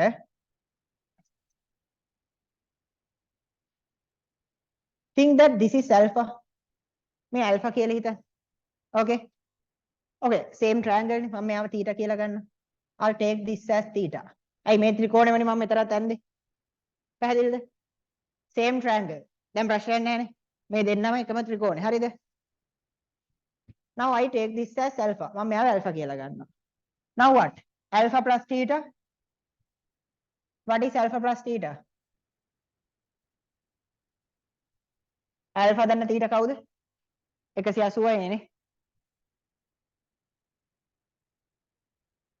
Now you can write alpha as 180 minus theta or theta as 180 minus alpha. පැහැදිලිද? Okay.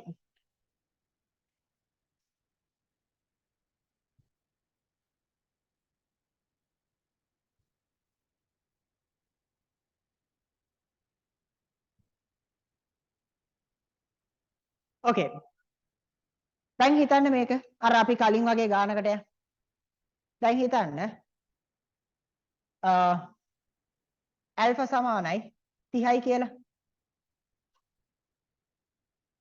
නෑ alpha අපි ලොකු කෝණයක් වෙන්න බෑ. alpha සමාන 150 කියලා ගන්න. එතකොට θ කීයද? 30යි නේ. Okay. Now this is the idea. Now you need to find sin 150. sin 150 හොයන්න ඕනේ. Okay. දැන් අපිට θ ආවේ 30යි කියලා නේද? මෙතන θ 30යි.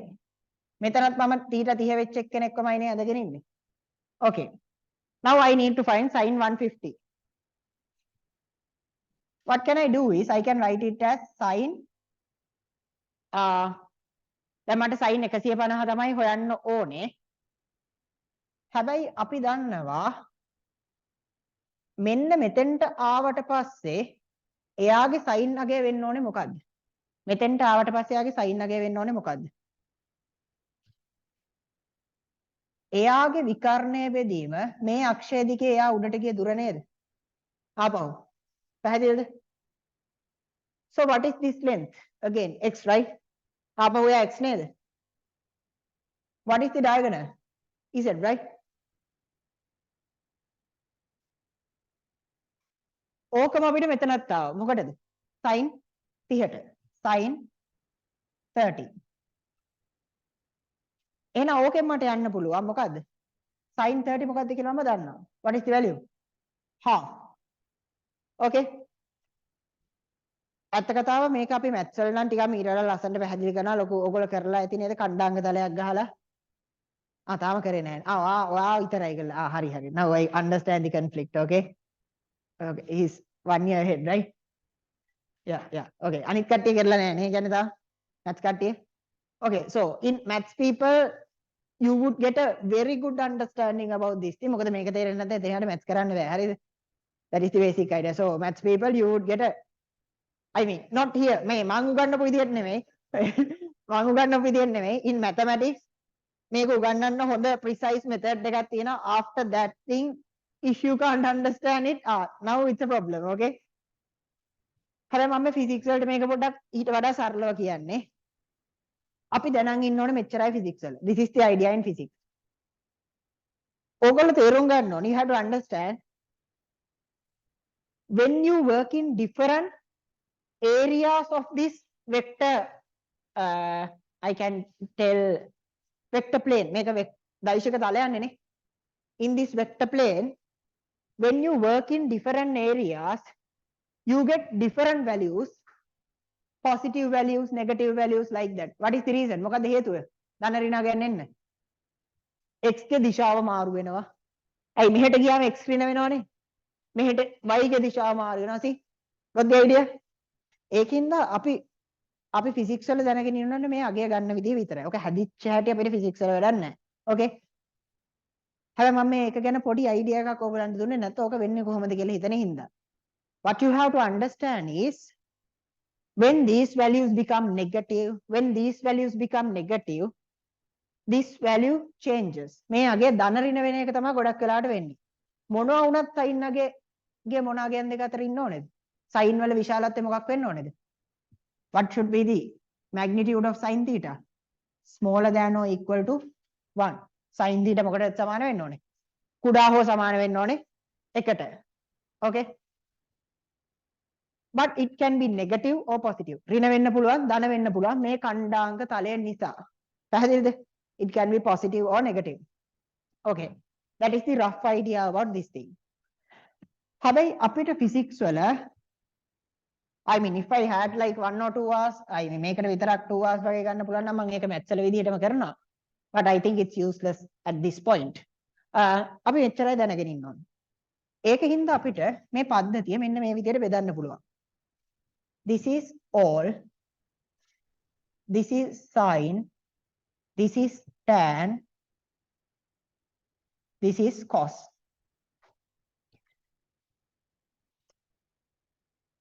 මේ region එකේ හැමෝම දනයි. ඒක අපි දැන්ටවත් දැකලා තියෙනවනේ.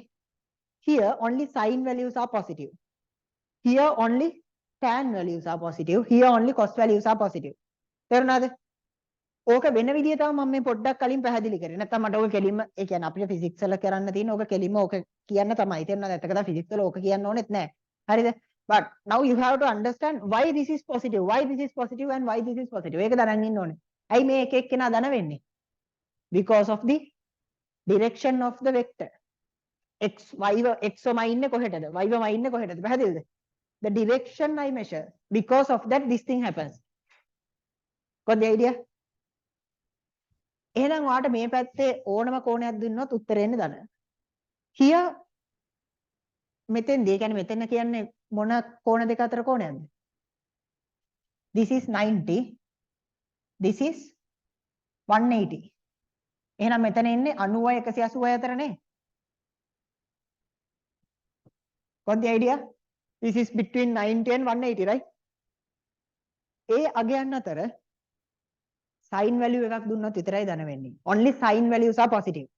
So sin 150 positive, sin 130 positive, sin 160 positive. But cos 130 definitely negative. තේරුණාද? ඒක වෙන්නේ අරකින්ද කියලා දරන් ඉන්න ඕනේ. Here tan theta. Here cos theta. පැහැදිලිද? Now දැන් මෙතන මේ වගේ දෙයක්ත් වෙනවා. අපි මුලින්ම මේක බලමු. What happens around 90? 90වට අපි මුලින්ම අපි 180වට කතා කරානේ. ඒක බලමු. Around 180.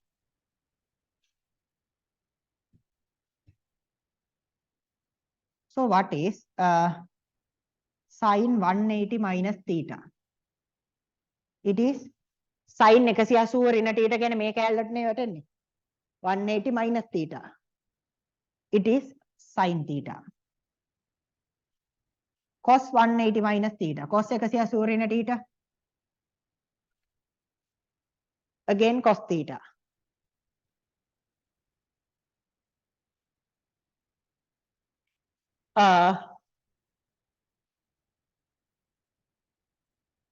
Sorry, it's not cos theta. What? ගොඩක් අට ඔලුවත් ගන්න. Cos 180 minus theta මේ පැත්තට වැටෙන්නේ and it is cos. මේ කොටසේ ඉන්න cos value එකක් negative නේ. So it's minus cos theta. Okay. Now let's go around 90. Okay, tan theta. Tan theta ගැන කරදර වෙන්න ඕනේ නැහැ. ඒක බෙදලා ගන්න පුළුවන් හැම වෙලේම නේ. So tan 180 minus theta කියන්නේ මොකද්ද? මෙයාගේ බෙදීම මෙයා නේද? Sin over cos you get tan, right? Sin බෙදීම cos වලින් tan වෙනවනේ. So you have minus I may are in sin theta over cos theta. That means tan theta. මෙතන around 90 පොඩ්ඩක් ඕක වෙනස් වෙනවා. Okay, I'll discuss 360 360. Around 360 what happens? 360වට 360 කියන්නේ මොකද්ද? මේ රවුමක් ගිහින් ආපහු මෙතෙන්ටම ආවම. Okay. Sin 360 plus theta. මොන region එකටද වැටෙන්නේ? මෙහෙට නේද? මේ පැත්තෙන්නේ. It's again sin theta. It's again sin theta. මේක sin theta මයි කියලා තේරෙන්න ඕනේ. ඇයි ඒ? You go a full circle. ඊට පස්සේ තව theta යනවා. ඒකට මෙයාමයි නෙන්නේ. එහෙනම් යාම වෙන්න ඕනේන්නේ. cos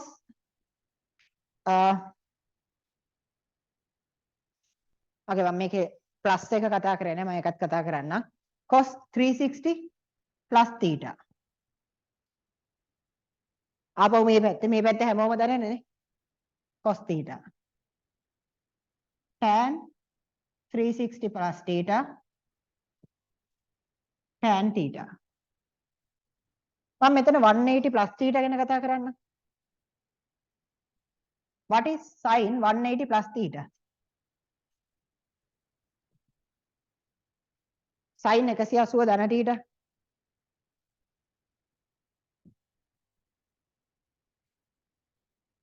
මේ region එකට නේ වැටෙන්නේ. 180ක් යනවා තව theta එනවා. So that in that region who's positive? Only tan theta is positive. එහෙනම් මෙයාට එන්නේ මොකද්ද? sin theta. cos 180 plus theta. cos theta. Sorry. දෙන්නට මොනවද දෙන්න ඕනේ? ඍණ එන්න ඕනේ. tan 180 plus theta. මේ region එකට වැටෙනවා කියන්නේ tan positive නේ. So you have tan theta. Let's go with 360 minus theta. Sin 360 minus theta. What region එකටද වැටෙන්නේ? You go 360 and minus. මේ region එකට නේ. Who's positive? මේ region එක කවුද positive? Only cos, right? මේ region එක cos විතරයි නේද දාන? Then you have sin 360 minus theta sin theta. Not sin theta, minus sin theta. Cos 360 minus theta. Cos 360 minus theta. Positive. Cos theta. Tan 360 minus theta.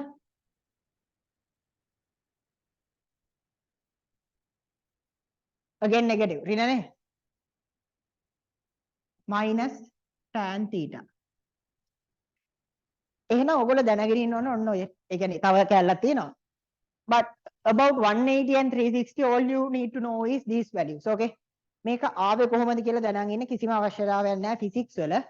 In maths also I have seen a considerable amount of people don't teach how these values arrive. මේ values එන විදිය maths වලත් මම දැකලා තියෙනවා. සමහර වෙලාවට උගන්වන්නේ නැහැ. But definitely in mathematics you have to know how this happens. මේක කණ්ඩාංග තලයේ ඇඳලා අනිවාර්යයෙන්ම ඉගෙන ගන්න ඕනේ maths වල නම්. දැන් පැහැදිලිද මේ part එක? physics වල ඔයගොල්ලෝ දැනන් ඉන්න ඕනේ මේකෙන් value එක ගන්න විතරයි. So what can you do if you need to find sin 330 sin 330 හොයන්නේ කොහොමද? sin 330 හොයන්න ඕනේ. sin 330. What can you do? You can go with sin 360 minus 30, right? Then what is 360 minus 30? Sin 360 ऋण theta, ऋण sin theta. Okay. That means minus sin 30. What is sin 30? Minus half. මගේ හොනේ minus half මොකද වෙන්නේ කියලා. Okay. Got the idea? දැන් ඔයගොල්ලන්ට මේ කණ්ඩාංග තලයේ ඕනම තැනක values හොයාගන්න පුළුවන් නේද? Okay. All you know ඒ කියන්නේ දැන් මේ ඒ කියන්නේ 180ට ධන ඍණ දාලා මේ මුළු ඕනම කොටසක එක්කෙනෙක් ෆිගර් අවුට් කරගන්න පුළුවන් නේ. So this is the idea. ඕගොල්ලෝ දැනන් ඉන්න ඕනේ මේ ටික විතරයි. තේරුණාද? එතෙන්දි දැනන් ඉන්න කියලා මහා ලොකු දෙයක් නැහැ. මොකද්ද මෙතෙන්දි ඕනේ? What do you have to know? ඔයාට ඒක හැමම ලියන්න පුළුවන්. sin 180 minus theta sin theta cos 180 cos theta tan 180 tan theta. See එකම නෙවෙන්නේ නේ. 360 යවටත් ඒකමයි එන්නේ. but කවුද වෙනස් වෙන්නේ? sin. Okay. sin එක වෙනස් වෙන්නේ කොහොමද? How does the sign change? Here everything is positive. Here sin is positive. Here tan is positive. Here cos is positive. පැහැදිලිද? Okay. මේක ලියා ගන්නකො.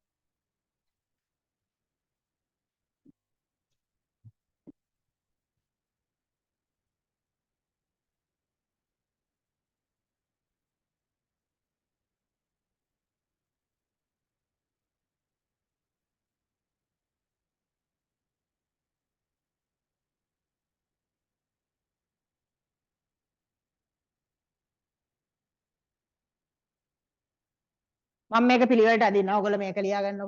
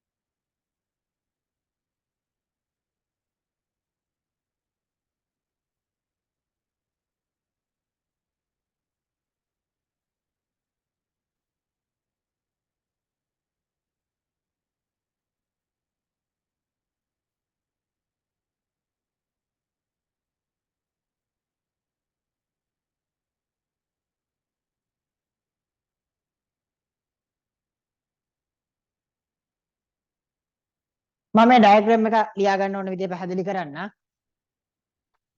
මේ තියෙන ඇන්ගල් එක θ වෙච්ච ට්‍රයැන්ගල් එකක්. This is the same triangle. මේ තියෙන මේ ට්‍රයැන්ගල් එකමයි. එහෙනම් මෙතන d නම් මෙයක් θ වෙන්න ඕනේ. Why you have the same xy. That means same triangle. හැබැයි මෙයා θ නම් මේ ඇන්ගල් එක මොකද්ද? It's 180 minus theta, right? Okay. Now you need to know sin 180 minus theta. sin 180 ඍණ θ හොයන්න ඕනේ. sin 180 ඍණ θට දාලා මේ ත්‍රිකෝණෙනේ. අයි එයා ඇවිල්ලා නවතින්නේ මෙතනින්නේ. So relevant triangle is this, right? එයාගේ ඕගොල්ලන්ට දැන්නවත් පේනවා එයාට relevant triangle එක මෙයා නා. That means the idea is this. sin 180 minus theta means මේක define කරලා තියෙන විදිය හරි වෙනස්. ඒක ඕගොල්ලෝ maths වල ඉගෙන ගනි. But sin 180 ඍණ θ කියන්නේ මේ කෝණෙනේ. මේ කෝණේ sin අගය කියන්නේ මෙන්න මේ අතට ගියපු උස තේරුණාද? බෙදීම විකර්ණය තේරුණාද? That means y over z.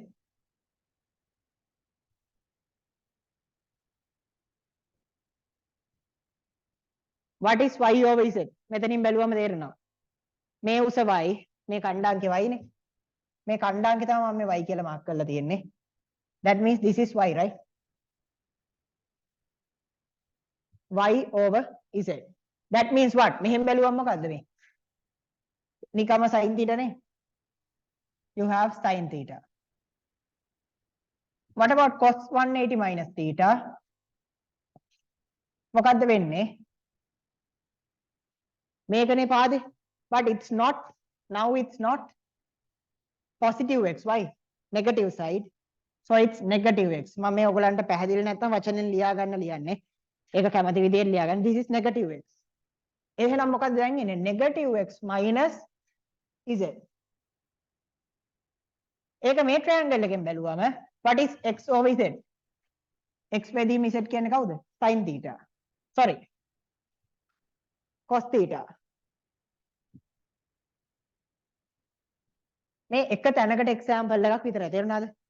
This is example only for here. මේ හැම තැනටම ඔක ඔප්පු කරන්න පුළුවන්. මේක විතරක් ලියා ගන්න නිකන් මතක හිටින්න. ඕක වෙන්නේ කොහොමද කියලා දැනගන්න. එච්චරයි.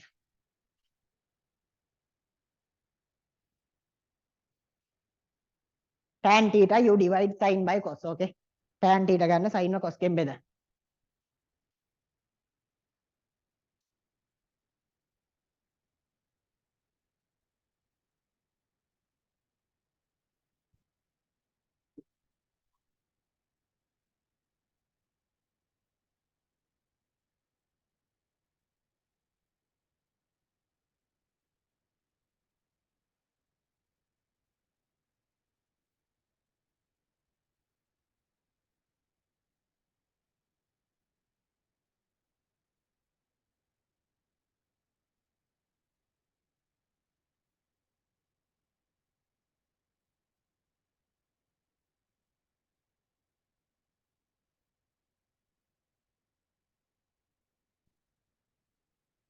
Any questions?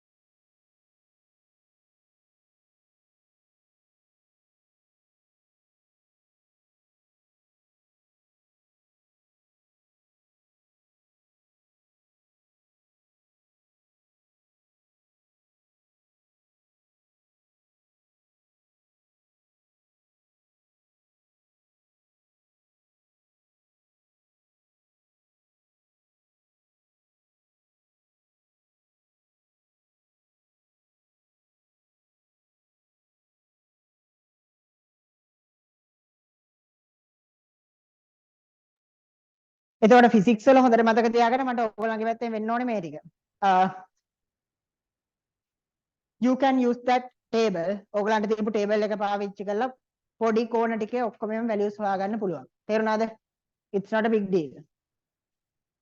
But whenever you encounter angle like this, මේ වගේ කෝණයක් හම්බුනාම use these theorems then get the value.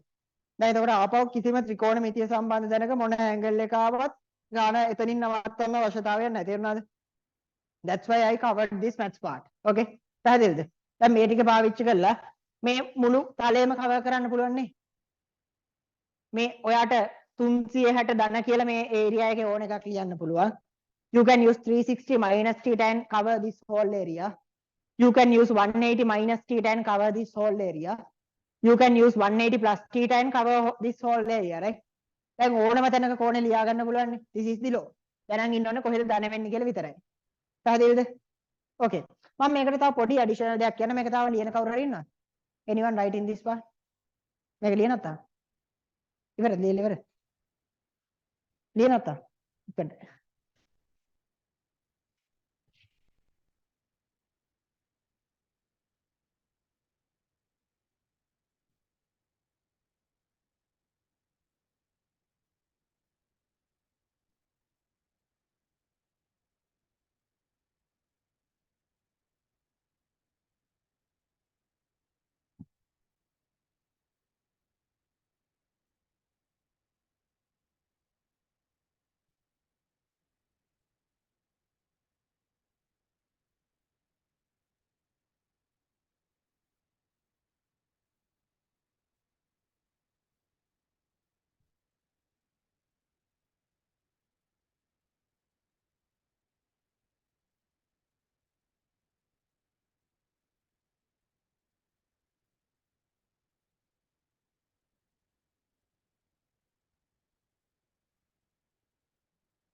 I already said go, right? අර එහෙන් යුක්‍රේන් ගහ ගන්නවා මෙහෙන් Israel ගහ ගන්නවා. I mean it's pathetic that Israel is fighting. I mean Israel alone have I can't remember 13 or 14 Nobels.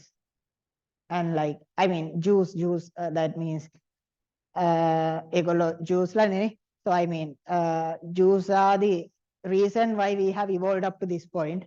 I mean they're aggressive at the same point. That is the problem. Okay. ගහගන්න ගියාමත් එන එච්චරයි අර වැඩක් කරන්න ගියාම ඒක අන්තිමව කරනවා. That is the problem.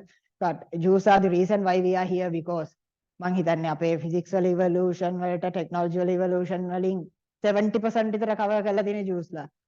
Like as I remember Newton Jewish, right? Newton is Jewish, not Einstein, right? Einstein is Jewish, not Newton. I mean like physics up to this point physics මෙතෙන්ට එනකන් develop වෙච්ච එකේ 70%ක් විතර Jews ලා cover කරේ. Technology like 60-70% Jews. Okay.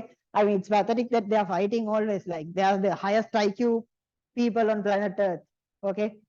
I mean now 90% of the IQ is used for military things. Like they have the most sophisticated weapons in the world. Okay. So now 90% is the brain gone for that part. But I mean that's the highest IQ species on planet Earth.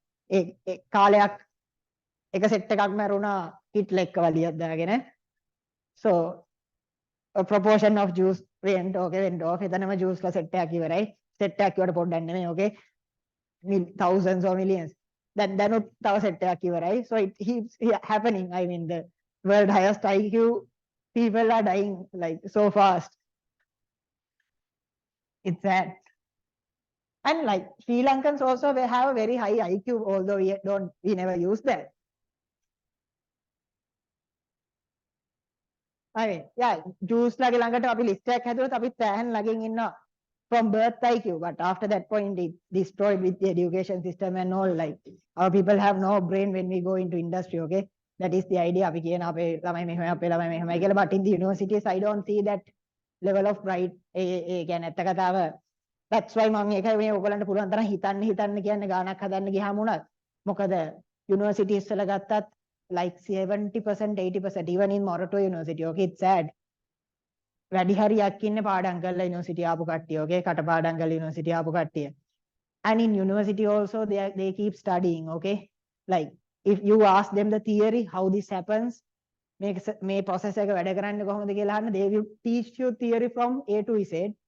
But you ask them to develop a processor, never. Okay, බල්බයක් මාරු කරන්න කියලා බලන්න. I don't think so. So we have that problem. Okay, we have that problem. Our engineers are not practical. Our scientists are not practical. අපි අර මේ education system එකත් එක්ක කටපාඩම් කරලා A level කොට දාගන්න පුරුදු වෙලා තිනවා. O levels වල කටපාඩම් කරන syllabus එකක් තියෙන්නේ.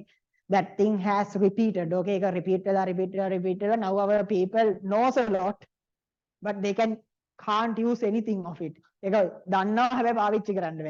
is the problem. So like we have to get rid of that pattern even in Moroto University. I mean, I'm in Moroto University. It's sad. I don't see that like Moroto engineering people are bright. I don't see them as bright. Okay, now 70%, like 70% of the people have studied and come there. No one have trained their brain. So now theory but how to connect it with the practical world, I don't see that happening. So it's really pathetic how things are happening. So I need at least like every batch I try to පොඩි ප්‍රමාණයක් හරි ගැලපෙන්න හදන්න try කරනවා. Okay, what I need you to do is like try to think. Okay, try to think out of the box. A levels ඉවර වෙච්ච ගමන් ලොකු fields වලට බහින්න. Like I'm in the processor design industry now. Like ළඟදි conference එකට ගියත් අපි world number second උනේ processor design වලමයි. So I'm in the process design industry. Like there are different industries like cutting edge industries. Again, අපි ගත්තොත් process design වගේ industry එකක් ගත්තොත් Israelis they have their own processors. අපි පාවිච්චි කරන්නේ processors මොනවාද? Intel, AMD, අපි computers වල තියෙන processors. අපි කොහේ පාවිච්චි කරත් වෙන කොහෙන් හරි ගත්ත processor ගන්න පාවිච්චි කරන්නේ. But Indians have their own processor. Shakti. Can remember as I remember Shakti processor. ඒගොල්ලන්ගේ weapons වල දුවන්නේ Shakti processor එක. ඒගොල්ලන්ගේ planes වල දුවන්නේ Shakti processor එක. Satellites අනම්මන ඔක්කොම දුවන්නේ Shakti processor එක. So no one can hack that because it's their processor. You go consider Israel, they have their own processor. Okay, that's what their brain goes to. Okay, අර ඒගොල්ලෝ brain එක පාවිච්චි කරන්නේ දෙන්න. I mean our people can't figure out කියලා දන්නේ නැහැ. Okay, so like that is the pattern going around the world. Okay, හැමතැනම මාර විදියට develop වෙනවා. මේ අපි ඉන්නේ සෑහෙන ශීඝ්‍රතාවකින් technology develop වෙන කාලෙක. ඉස්සර අර dominate කරා කවුද? එක brands කිහිපයක් dominate කරානේ හැම industry එකකමනේ. Phones ගත්තොත් මේ brands ටික, processors ගත්තොත් මේ brands ටික කොහොම. Now every country is developing their own processors, their own things except countries like Sri Lanka and ඔය තියෙන කන්න නැති රටවල් ටික මොනවදනේ? I can't remember. Somalia. So except a countries ටික යනවා. So like we need to get rid of that pattern. A pattern එකත් එක්ක ඇත්තටම තේරුමන්නේ අපි continue කළාද? This education system, there's no point of continuing the education system. ඔක්කොම universities ටික වහලා දාලා මේ හායි මුලේ ඉඳන් පටන් ගත්තේ නැත්නම් තේරුමන්නේ. So what I need you to do is like just try to learn to use your brain at least a little bit. මොකද කටපාඩම් කරලා university එන්න පුළුවන්. It's super easy. I can teach you the method. It's easy. I mean, far more easy than this. කටපාඩම් කරලා එන එක හරි lazy. Okay. But it's worthless after that point. එතනින් එහාට කිසිම තේරුමක් නැහැ. තේරුණාද? So just train your brain as much as possible. Back to the lesson. මම හිතනවා ලියාගෙන ඉවර ඇති කියලා. මෙහෙමයි. Around 90 what happens? 90 අපට මොකද වෙන්නේ? මෙන්න මේක පොඩ්ඩක් වෙනස් වෙනවා. මේකත් ඔප්පු කරන්න පුළුවන්. මම දැන් ඔප්පු කරන්න යන්නේ නැහැ. මේ මම කතා කරේ 180යි 300ටයිනේ. This is 90, right? මේ 90නේ. And what is this angle? 90 3ක් කීයද? 270යිනේ. 270. Ninety minus 90 minus 90 minus 90 plus 90 plus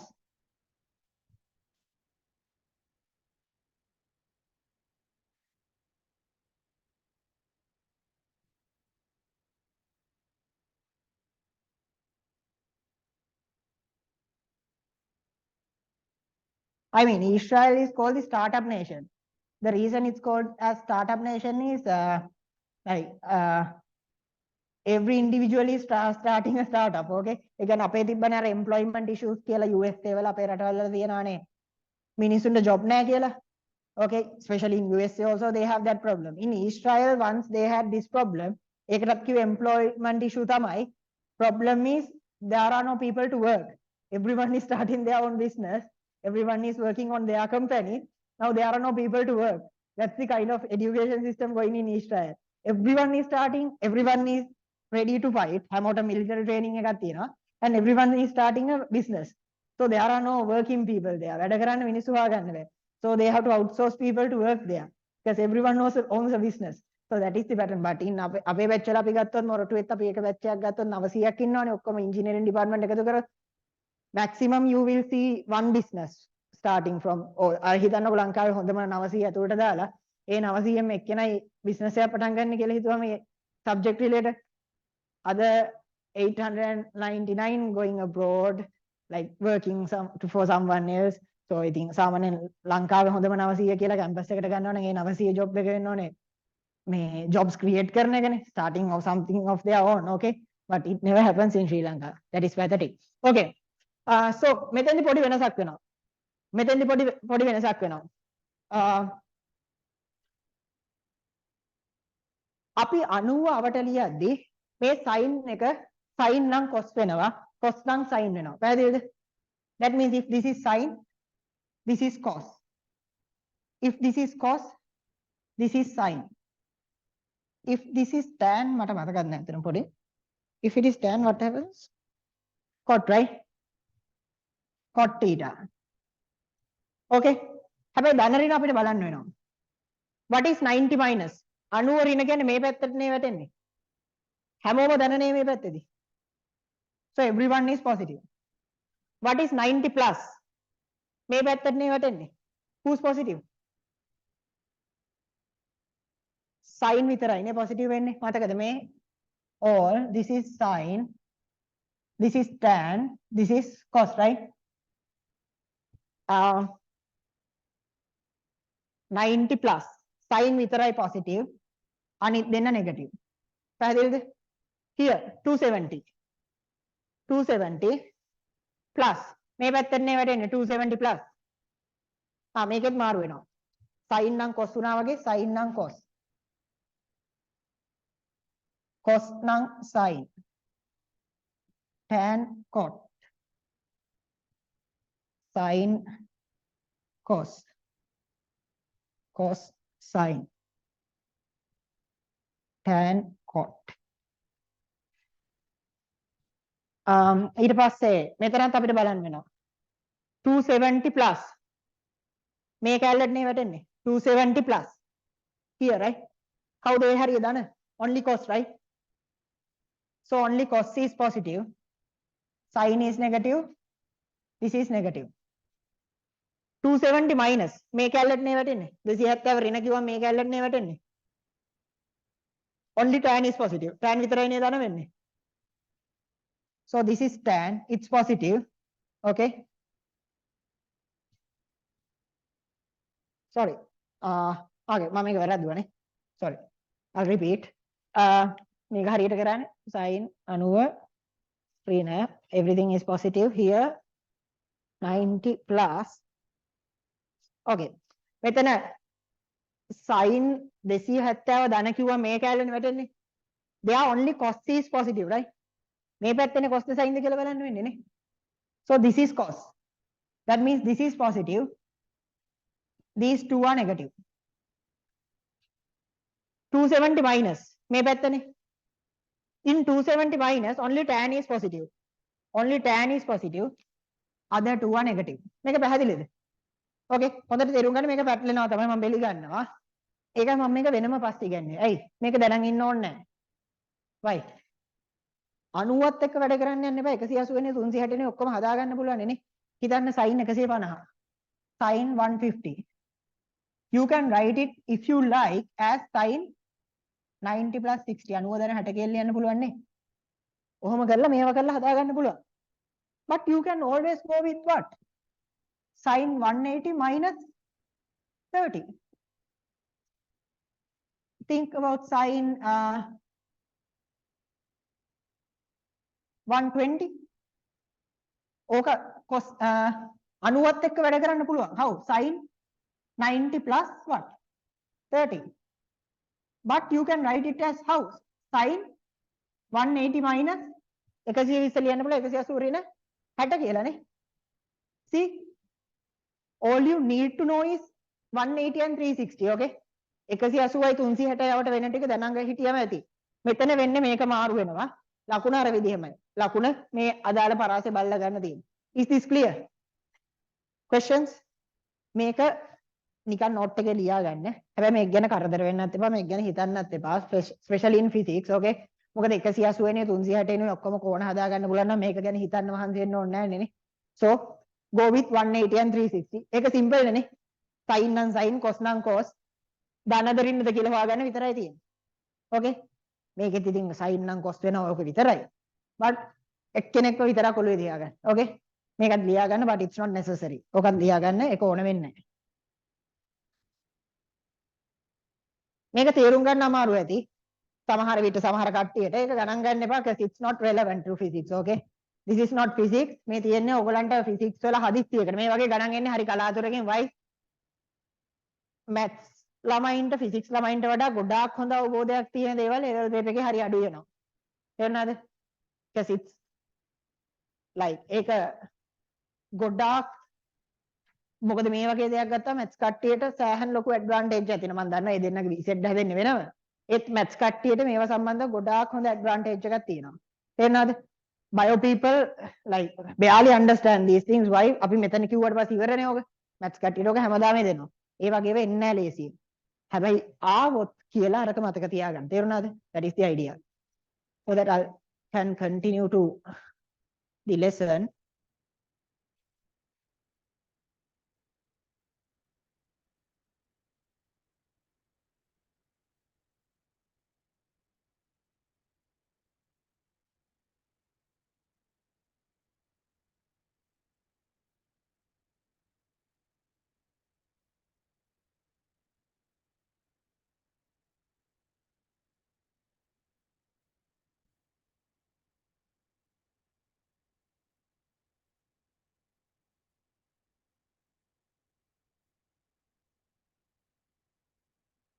Did I ask you to try exercise 5? Exercise 5 try කරන්න කිව්වද? try කරේ කවුද? Okay. පොඩ්ඩක් ඉන්නවනේ. Okay.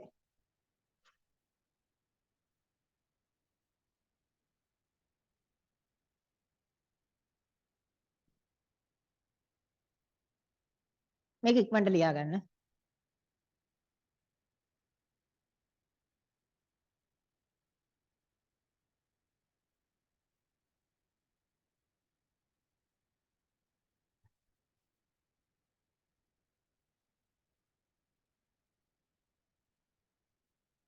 Question. මොකද?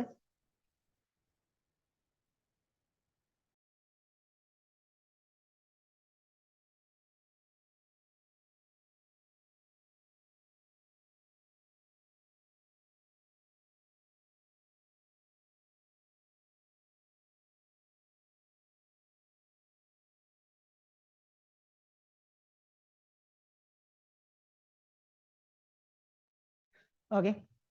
මේක මාරු කරානේ වා. sin cos sin cos sin cos yeah.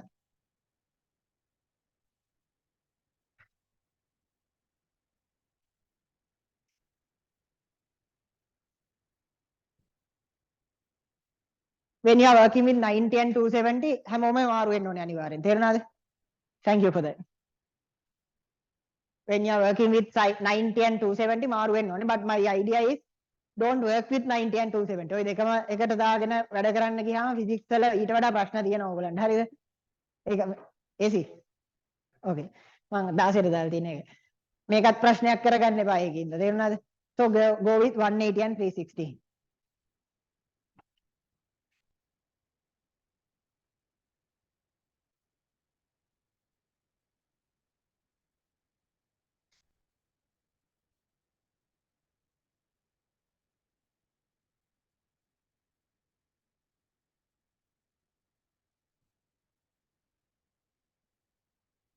මේක තාම ලියන කවුරු හරි ඉන්නවද?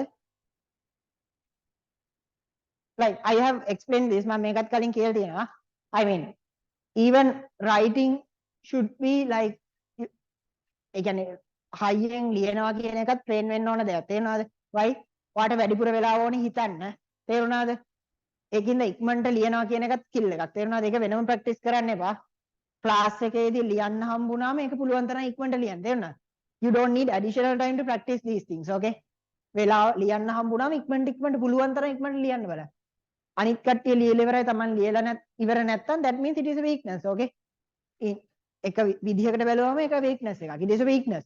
එහෙනම් තව ඉක්මනට ලියන්න බලන්න. තේරුණාද? ඒ හැමදේම අපි A levels වල හදා ගන්න ඕනේ. Okay? You have to combine everything Okay. තාම ලියන කට්ටිය ඉන්නවද? 20.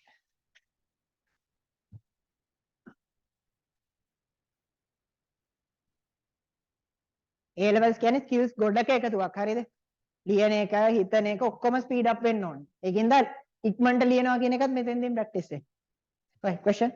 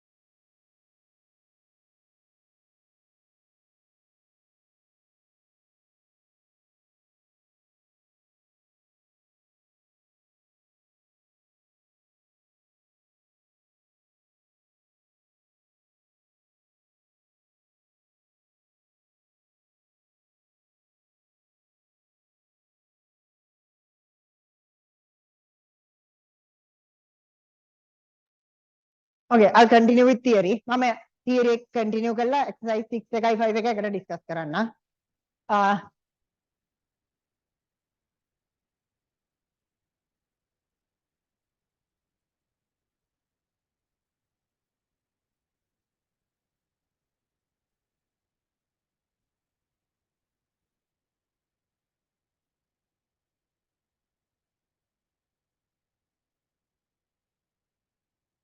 Okay, let's continue.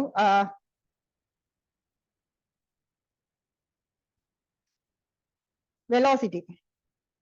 No, අපි මුලින්ම වැඩ කරමු speed එකත් එක්ක. Speed, වේගය.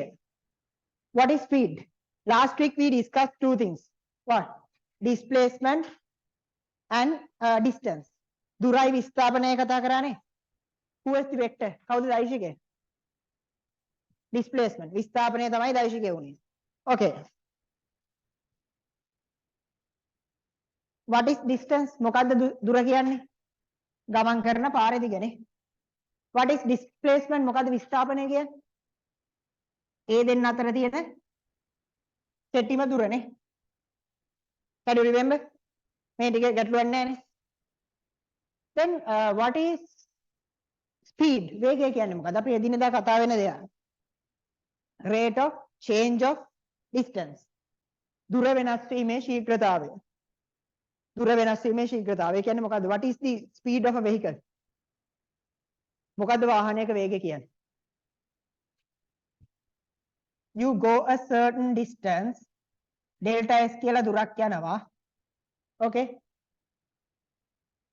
ඒ සඳහා ඔයා ගත කරන කාලය delta t නම් if the time spent for that is delta t, then velocity is delta s over delta t. ප්‍රවේගය කියන්නේ මොකද්ද? ඒ ගමන් කරපු දුර බෙදීම ඒකට ගත වෙච්ච කාලය. පැහැදිලිද? So what is velocity then? Sorry, what is speed? වේගය කියන්නේ මොකද්ද? දුර වෙනස් වීමේ ශීඝ්‍රතාව. Rate of change of distance. Okay? හැබැයි මේ වගේ එහෙනම් එයාගේ unit එක මොකද්ද? What is the unit? Distance is measured in meters. Time තප්පර වලින්මයි ඉන්නේ. So you have meters per second. දැන් මේක හොඳට තේරුම් ගන්න. Think about the highway. Highway ගැන හිතන්න. In value in your speedometer changes always, right? හැම වෙලේම speedometer එකේ value එක වෙනස් වෙනවා නේද සාමාන්‍ය පාරක යද්දි. එහෙනම් ඒ මොකක්ද? ඒ වේගය මොකක්ද? හොඳට මේ වෙනස තේරුම් ගන්න. If you when you are driving, if you can't drive, right? License ගන්න පුළුවන් නේ? පුළුවන් නේ? දැන් heart එකෙන්ද දෙන්නේ? දෙනවනේ. L එක. Okay. So okay. කොහොම හරි. දැන් වාහනයක යද්දී if you keep looking at the speedometer, You see it's always changing, right? ඒක හැම වෙලෙම වෙනස් වෙනව නේද? වාහනේ ස්පීඩෝමීටර් එක. What is that speed? ඒ වේගයෙන් මොකද්ද කියන්නේ? It is for instance. ඒක ඒ අවස්ථාව සඳහා වේගය. ඒ කියන්නේ you make this delta as a very small value. මේ delta s එක ගෙනියනවා ගොඩාක් පොඩි අගයක් දක්වා. තේරුණාද? You make that delta s as small as possible. delta s පුළුවන් තරම් කුඩා කරනවා. Then what is the time? Delta t. ඒකට ගත වෙන කාලය delta t. Then you measure the time spent by the vehicle to move a very small distance. සෑහෙන පොඩි දුරක් යන්න වාහනයට ගත වෙන කාලය. ඒක ඒ මොහොත සඳහා දෙන අගයක්. තේරුණාද? maths වල නම් it's limits, okay? Now we don't have limits in physics. Now it is a huge problem, okay? මම මේ කිව්ව කතාව තේරුණාද? වාහනයක නිකන් ඔය ස්පීඩෝමීටර් එකේ පෙන්වන වේගය කියන්නේ ඉතාම කුඩා දුරක් යන්න ගත වෙන කාලය. ඒ කුඩා දුර බෙදීම එකට ගත වෙන කාලයෙන් බෙදුවම එන අගය. තේරුණාද?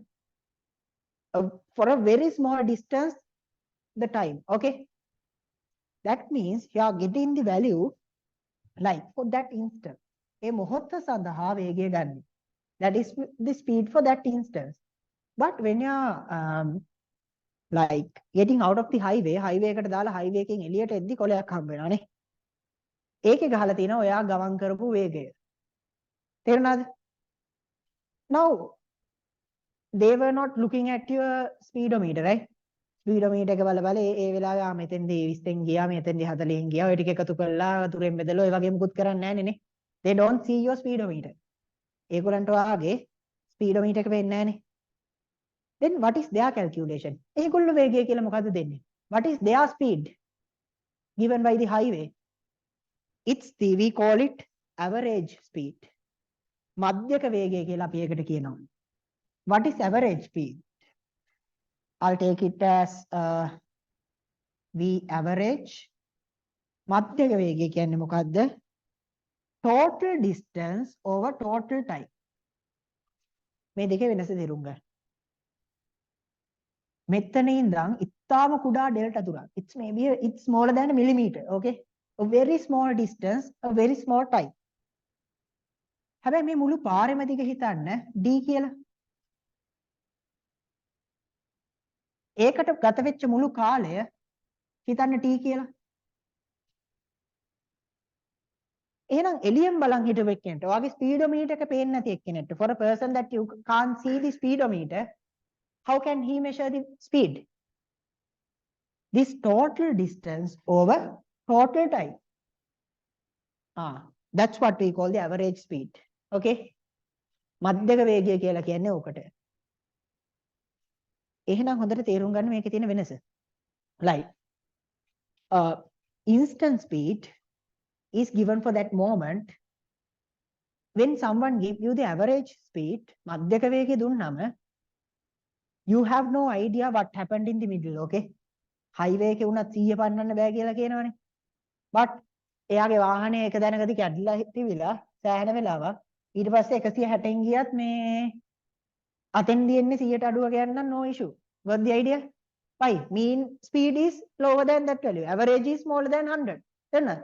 මේ හරියට එයාගේ වාහනේ කැඩෙනවා ඊට පස්සේ එයා 160න් විතර යනවා. හැබැයි එයාට කොහොමද ස්පීඩ් එක හම්බ වෙන්නේ? Total distance over total time. Average speed. Got the idea? මේ දෙකේ වෙනස හොඳට තේරුම් ගන්න. එහෙනම් අපි ඔහොමම කතා කරමු velocity එක ගැන. ප්‍රවේගය. අර වේගයනේ. ඊළඟට කතා කරන්නේ ප්‍රවේගය. Velocity. What is velocity? It's no difference. It's displacement over time. Rate of change of displacement. විස්ථාපනය වෙනස් වීමේ ශීඝ්‍රතාවය තමයි ප්‍රවේගය කියන්නේ. Got the idea? This is what? Speed කියන්නේ කවුද? Rate of change of distance. දුර වෙනස් වීමේ ශීඝ්‍රතාව තමයි වේගය කියන්නේ. What is velocity? ප්‍රවේගය කියන්නේ මොකද්ද? Rate of change of displacement. විස්ථාපනය වෙනස් වීමේ ශීඝ්‍රතාව. එහෙනම් මෙයාගේ විස්ථාපනයම ඉන්න වෙන්නේ මේ අතරනේ. So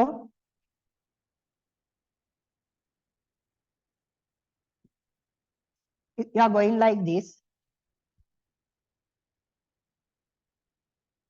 එතකොට ඇත්ත කතාව මෙහෙමයි. For displacement also we can give you average velocity. මධ්‍යක ප්‍රවේගය කියලා එකක් දෙන්න පුළුවන්. But it's not usually used. ඒක සාමාන්‍යයෙන් පාවිච්චි වෙනව අඩුයි. So what is velocity? Small distance over small time. Sorry, small displacement over small time. පොඩි විස්ථාපනයක් ගන්නවා මේ පැත්තට තියෙන. ඒක ඒ කාලයෙන් බෙදනවා. What is average velocity? මධ්‍යක ප්‍රවේගය කියන්නේ මොකක්ද? Total displacement over total time. මුළු විස්ථාපනය බෙදීම මුළු කාලය. පැහැදිලිද? Okay. Then what is the direction of velocity? Distance, speed කියන එකට direction එකක් තියෙනවා. Do you have a direction for speed? වේගයට දිශාවක් තියෙනවද? නෑ. ඇයි? දුරත් එක්කනේ වැඩ කරන්නේ. It's working with the distance, right?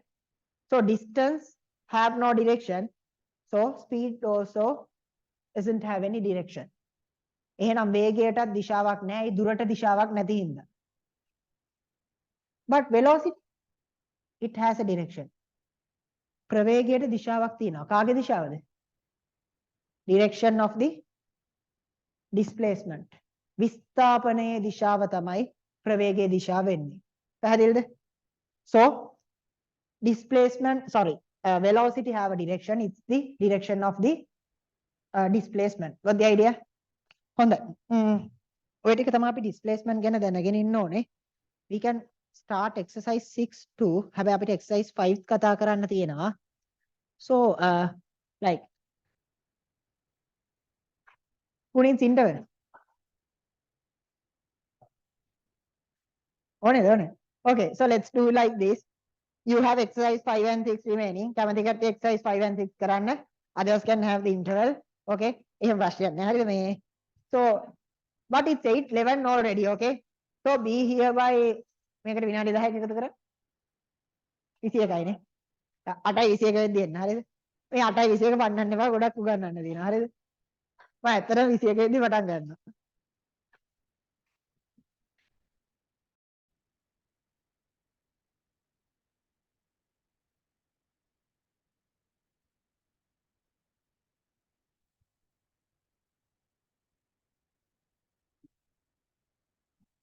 හොඳයි.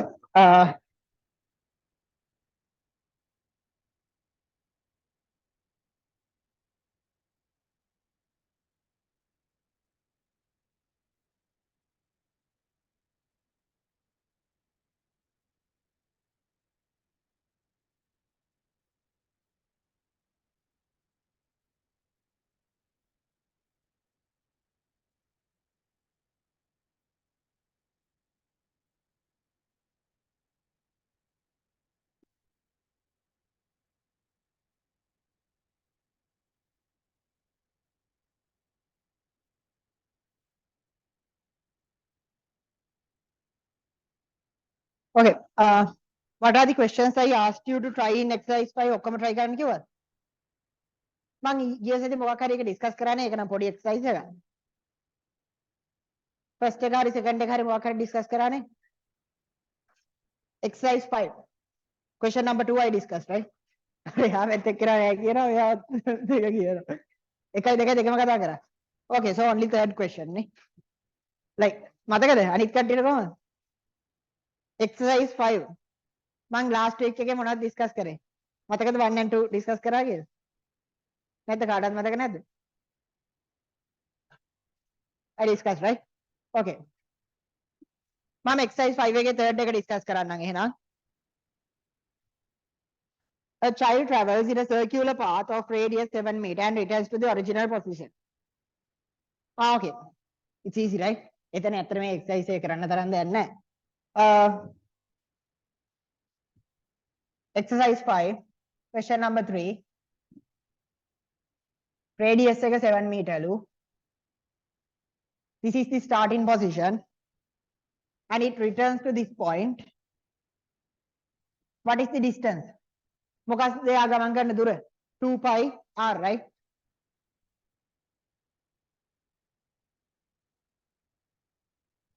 It's 2 pi r. මේකනේ දෙයා ගමන් කරන මුළු දුර.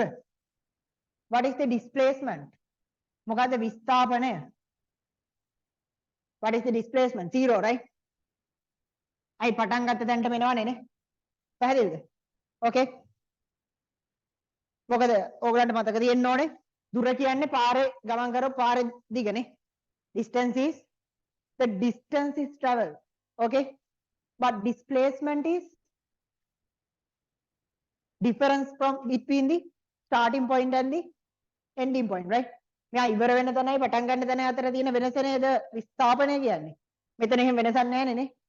It returns to the same point. Okay. So 0 displacement 2 pi r distance. දුර 2 pi r විස්ථාපනය බිඳුවයි. Here I had something important to tell. මට අමතකුණා නේ මට විනාඩි ඉවරකනේ මතක තිබුණා. Wait.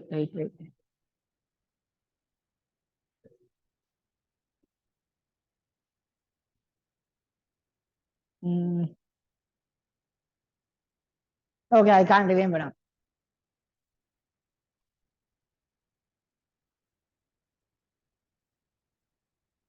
I මතක් වුණාම කියන්න. අපරාධ ඒක මට විනාඩියක් නේ තප්පර 30කට කලින් මතක තිබ්බා. මම ඒක කියන්නවා මේක ගත්තෙත් දැන් මතක නැහැ.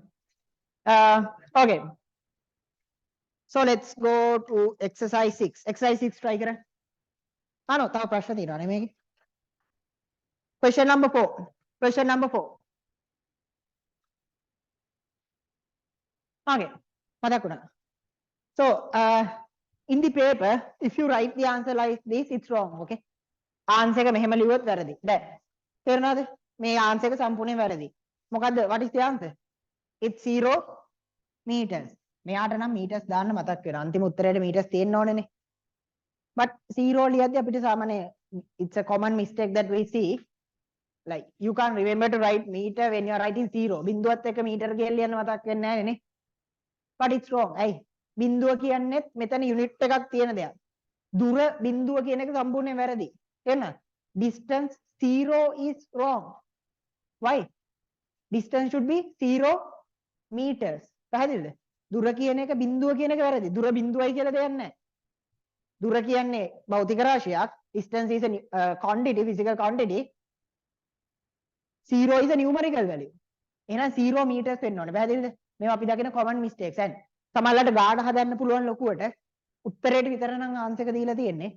Okay? I mean, like if there are marks allocated only for the answer, you may get half of the marks or 0 marks just because you don't have meter. Okay? meter නැති හින්දා. මොකද පැහැදිලි ඒක අනිවාර්යෙන් වැරදි. නිකන් අගයක් දුරක් වෙන්න බෑනේ නේ. It should be in meters, right? හොඳයි. 4. A car starts from A and goes from A to B and then from B to C, finally C to D. Total distance, displacement from A to D. Okay, it's easy, right? එතකල් අනිත් කට exercise 6 එක try කරන්න. මේ දැන් මේවා එහෙම අහන් ඉන්න තරම් දෙයක් නැහැ නේ. 90කට ක්ලාස් එකේ මං හිතන්නේ 99කට. මං හිතන්නේ බොහෝ දුරට ඔක්කොටම අහන් ඉන්න තරම් දෙයක් නැහැ නේ මෙතන. So you can try exercise 6, okay? මං ලොකු වෙලාවක් දෙන්න exercise 6 එකට. exercise 6 එකේ මේ ටික try කරන්න. මේවා ලේසි නම්. exercise 6 try question number 1 part 1 and question number 2.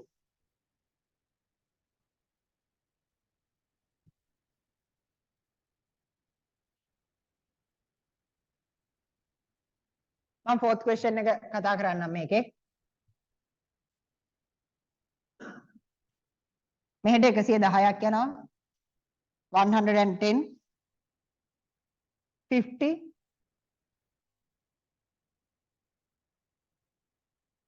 10.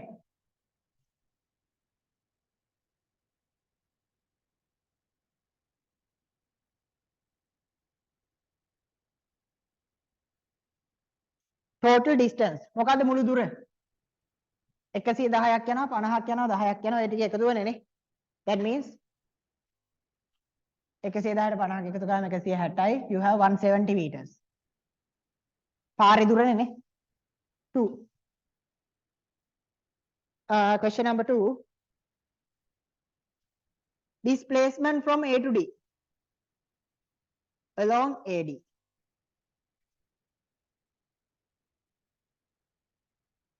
Displacement එක මොකද්ද? විස්ථාපනය මොකක්ද? මෙතනයි මෙතන අතර තියෙන කෙටිම දුරනේ. For the, to the AD direction. AD දිශාවටමයිනේ අහලා තියෙන්නේ. Then what can you do? You have to find this distance, right? මේක නේද? උත්තරේ වෙන්න ඕනේ. They are asking for the displacement. විස්ථාපනයනේ අහන්නේ. That means shortest distance between A and D, right? ඒ කියන්නේ AD අතර තියෙන ඉරේ දිගනේ. එයාව කොහොමද ගන්නෙ? Okay, අපිට ඒක මෙහෙම figure out කරගන්න පුළුවන් නේ.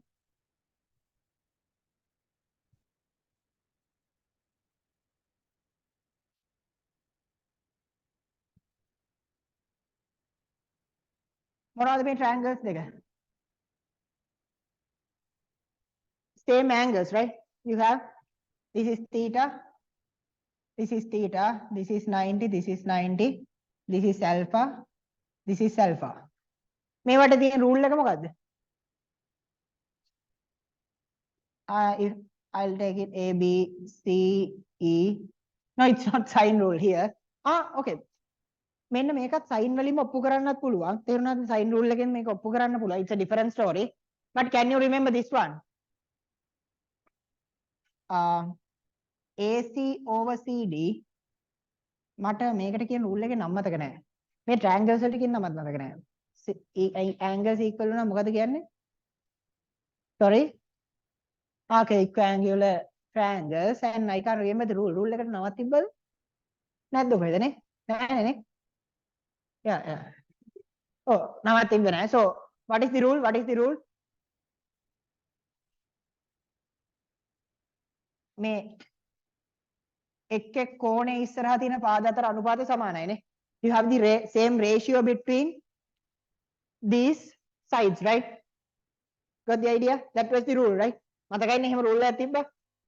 That means AC over CD equals AB over ED equals BC over CE. මේක පැහැදිලිනේ? මේක මතකයිනේ? 90 ඉස්සරහින් ඉන්නේ AC. Here in front of 90 you have CD. So AC CD.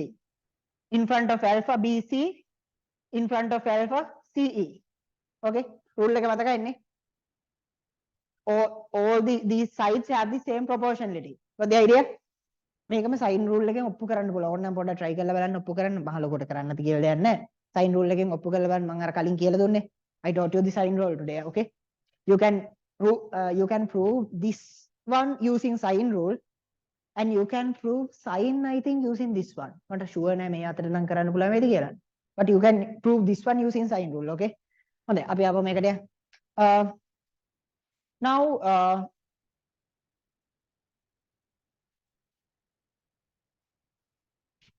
මේක එහෙනම් අපිට මෙහෙම ගන්න පුළුවන්. I know AB and ED. AB 110යි ED 10යි. AB is 110, ED 10 equals BC over CE. Okay. මට මෙයාගේ මුළු දිගනේ 50යි කියලා දීලා තියෙන්නේ. Now you can write what? 0 to 0. BC equals what? 11. මේකෙන් ඔප්පු කරන්න පුළුවන්. You can write BC equals 11 CE, right? BC සමාන 11 CE කියලා ලියන්න පුළුවන් නේ. BC equals 11 CE. දැන් එහෙනම් ඔය 50 ගැලපෙන්න බෙදා ගන්න පුළුවන් නේ. Why? 50 equals 50 කියන්නේ මොකද්ද? BC plus CE.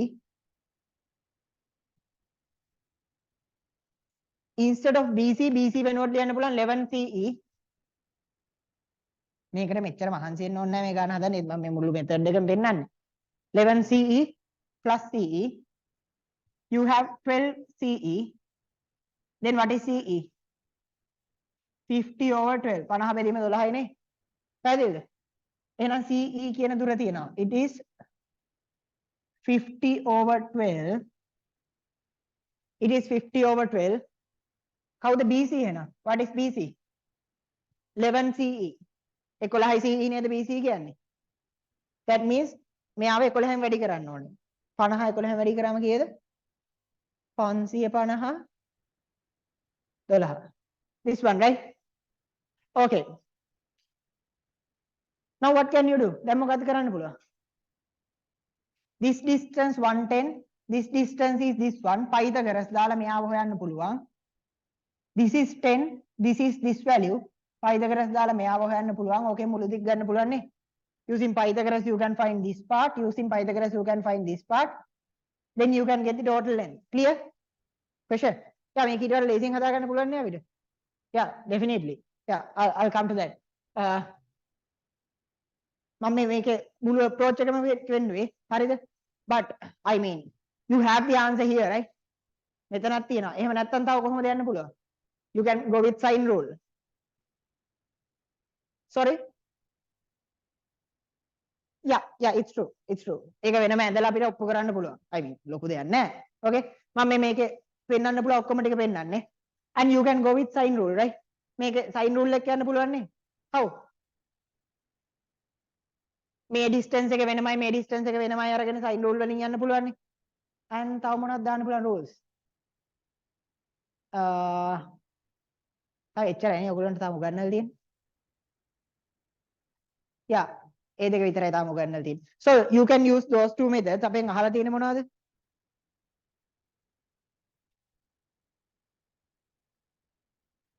Okay.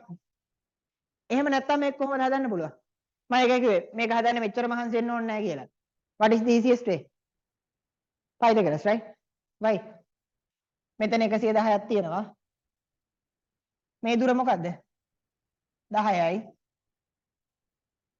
මෙතන 50යි. එහෙනම් මෙතන 50යි. Now what?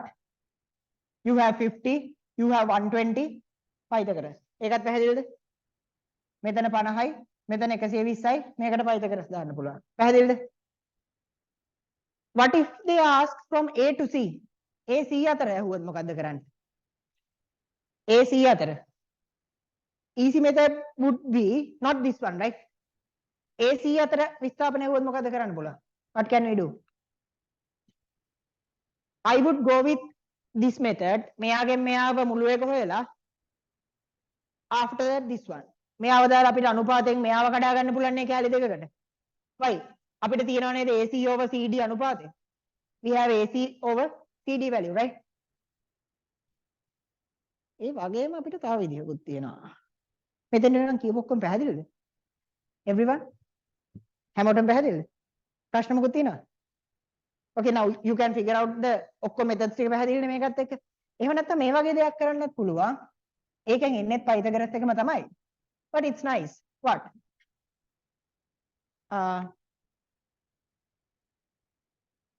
ඒක කරන්න පුළුවන් වෙද්ද දන්නේ නැහැ. BC over CE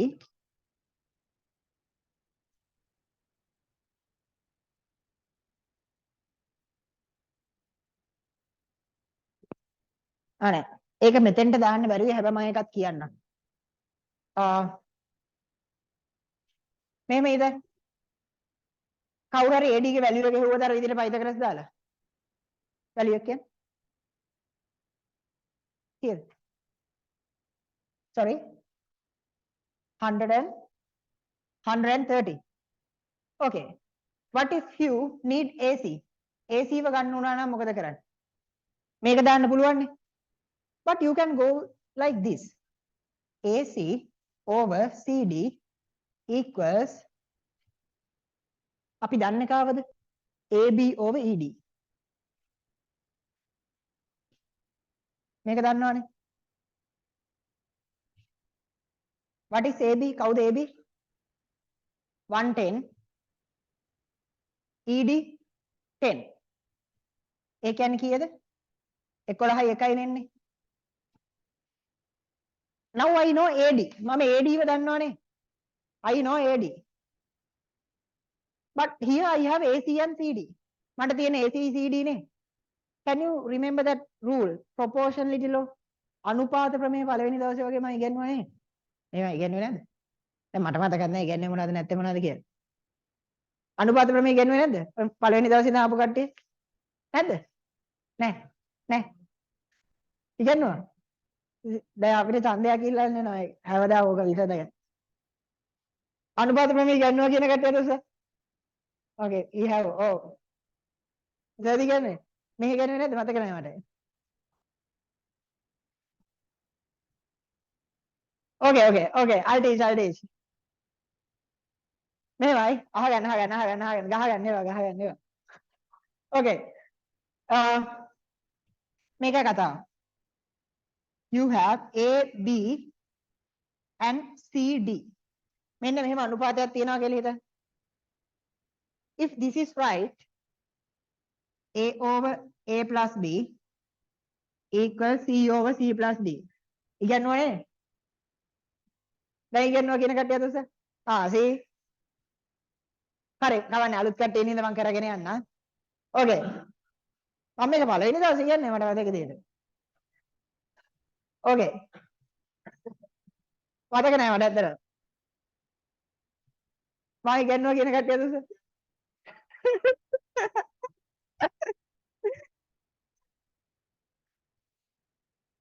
Okay. කවන්නේ ආයෙ වෙන්නන්න.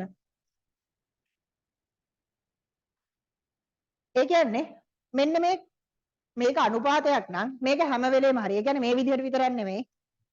Like you can go with this. A over B minus A. C over D minus C. පැහැදිලිද? යට එක්කෙනාගෙන් උඩ එක්කෙනා කියලා අඩු කරනවා. එහෙම නැත්තම් උඩ එක්කෙනාට යට එක්කෙනා එකතු කරනවා. ආපහු මෙයාගෙන් මෙයා අඩු කරනවා. ඒකත් මෙහෙටම කරොත් A plus B A minus B. ඊය then ඒකටම සමාන ටික මෙහෙ කරොත් මොකද වෙන්නේ? C plus D C minus D. Okay? These are qualities of proportions. Okay? මේ අනුපාතවල ලක්ෂණ. Okay? That means ඒකේ කතා ඒ කියන්නේ ඒකේ තේරුම තමයි ඔයාට මේ වගේ වෙනස්කම් කරගන්න පුළුවන්. But if you are doing the same thing to both sides, okay, you can keep this equal sign. දෙපැත්තටම එකම දේ කරනවා නම් ඔයාට මේ සමාන ලකුණ තියාගන්න පුළුවන්. පැහැදිලිද? Clear? Okay? මේක ලියා ගන්න ඕන කවුරු හරි ඉන්නවනම් පොඩ්ඩක් දාලා වශයෙන් ලියා ගන්නකො. මහ දෙයක් නෙමෙයි මේක අපේ රිපීට් වෙනවා. ඒකින්ද මේව ගණන් වල පාවිච්චි කරන්න තියාගත්තා නම් ඇති ඇත්තටම නෝට්ස් විදියට දාගන්න ඕනේ නැහැ.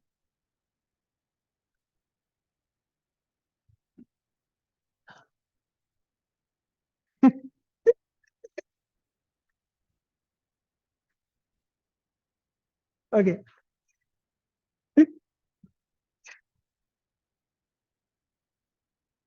Oh. ඒකේ ඔව් මේකෙන් ගණනක් තිබ්බද කොහෙද?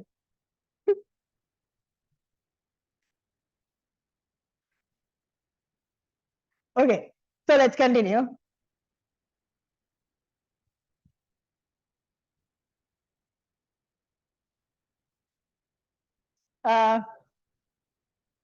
එහෙනම් මේකෙන් මොකද කරන්න පුළුවන්? Here. You know AD. දැන් මට AD ගේ උත්තරය හම්බුණානේ. එහෙනම් මට මොකද කරන්න පුළුවන්? AC CD උඩ එක්කෙනාව ගෙනල්ලා යටට එකතු කරනවා. AC. මෙහෙත් මොකද්ද වෙන්නේ? 11 උඩ එක්කෙනාව ගෙනල්ලා යටට එකතු කරනවා. තේරුණාද? Then you have AC. CD plus AC means CD ධන AC කියන්නේ AD නේද? That means 130. මෙතන එනවා 11 බෙදීම 12.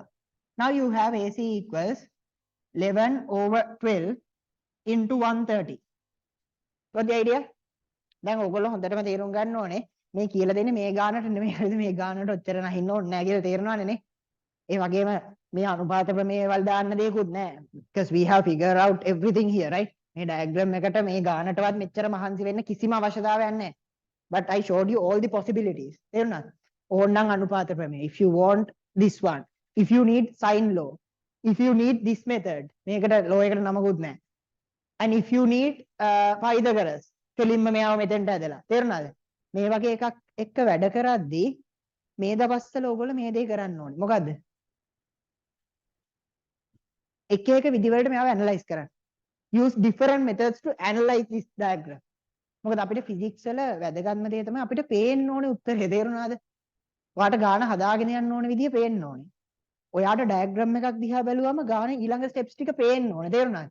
It's difficult to continue in physics without that ability. ඒක මේ දවස්වල ඕගොල්ලෝ හදා ගන්න ඕන දෙයක්. තේරුණාද? So this is the way. ගාන ගත්තම එක එක විදිහට ඇනලයිස් කරන්න. තේරුණාද? මේ වගේ දෙයක් දාලා බලන්න මේක ගැලපෙනවද කියලා බලන්න. මේකෙදි නම් කෙලිම පයිතගරස් දැම්මම කෙටිම විදිහ කියලා ඕනම එක්කෙනාට කියන්න පුළුවන්. Okay? So මේ වගේ එකක අර වගේ දෙයකට යන්නේ ගිහින් හොයන්න දෙයක් නැහැ. But in some questions try 3 approaches then try to figure out what is the best method. වෙලාව නාස්ති වෙනවා තමයි. හරිද? හැබැයි එතකොට ටික කාලයක් යද්දි දැන් අතින් ලියලා ලේසිම විදිය හොයන එක ඕක ටික කාලයක් ගණන් වල රිපීට් කරාම now you can do it in mind. Okay, you can think what is the best method and you can start doing the question. තේරුණාද? ඔළුවෙන් හිතන්න පුළුවන් මොකද්ද methods 4ක් තියෙනවා. මේකෙන් හොඳම විදිහ මේක මම මේකත් එක්ක යනවා. තේරුණාද? ඒක ඕගොල්ලන්ට ඒ ability එක හදාගන්න. ඒකින්ද එක එක විදිහකට හැම වෙලේම ගානක් ඇනලයිස් කරන්න. පැහැදිලිද? Okay. ඒකයි මේ එක part එකකට හරි පොඩි ගණන් ප්‍රමාණයක් තියෙන්නේ. ඉක්මනට exercise එක ඉවර කරන්න නෙමෙයි for you to analyze. Okay? Okay, let's continue.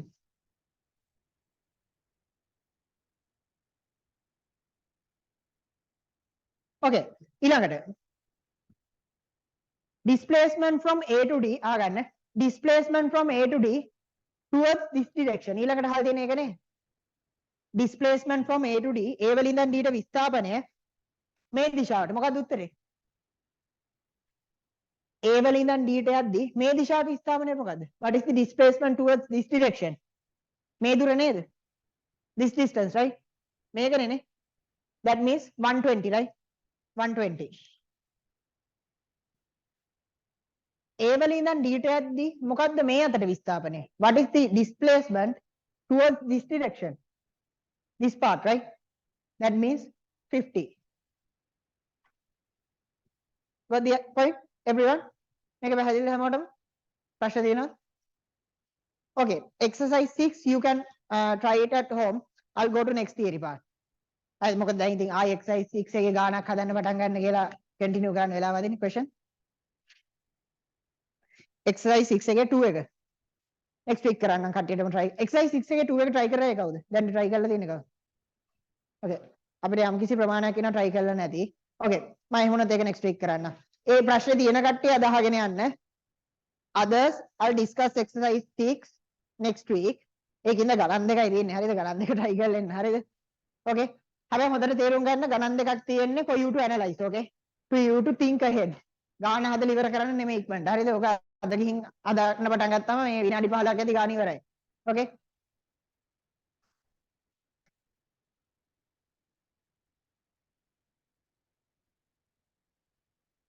Next part, acceleration.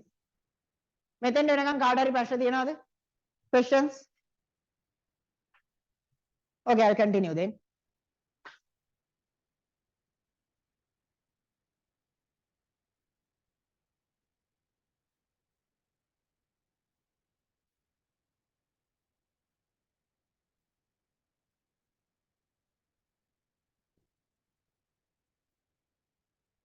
ත්වරණය. Acceleration. What is acceleration? මොකද ත්වරණය කියන්නේ? It's easy. Rate of change of velocity. ප්‍රවේගය වෙනස් වීමේ ශීඝ්‍රතාවය. පැහැදිලිද?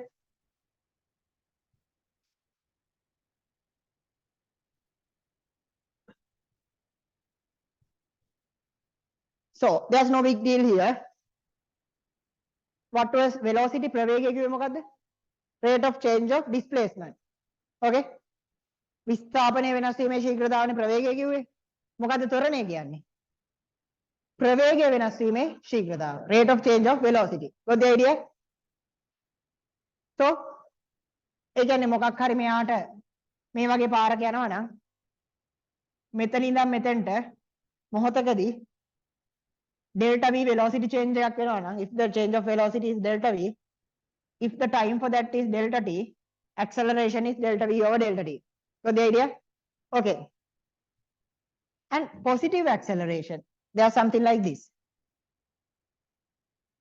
We call now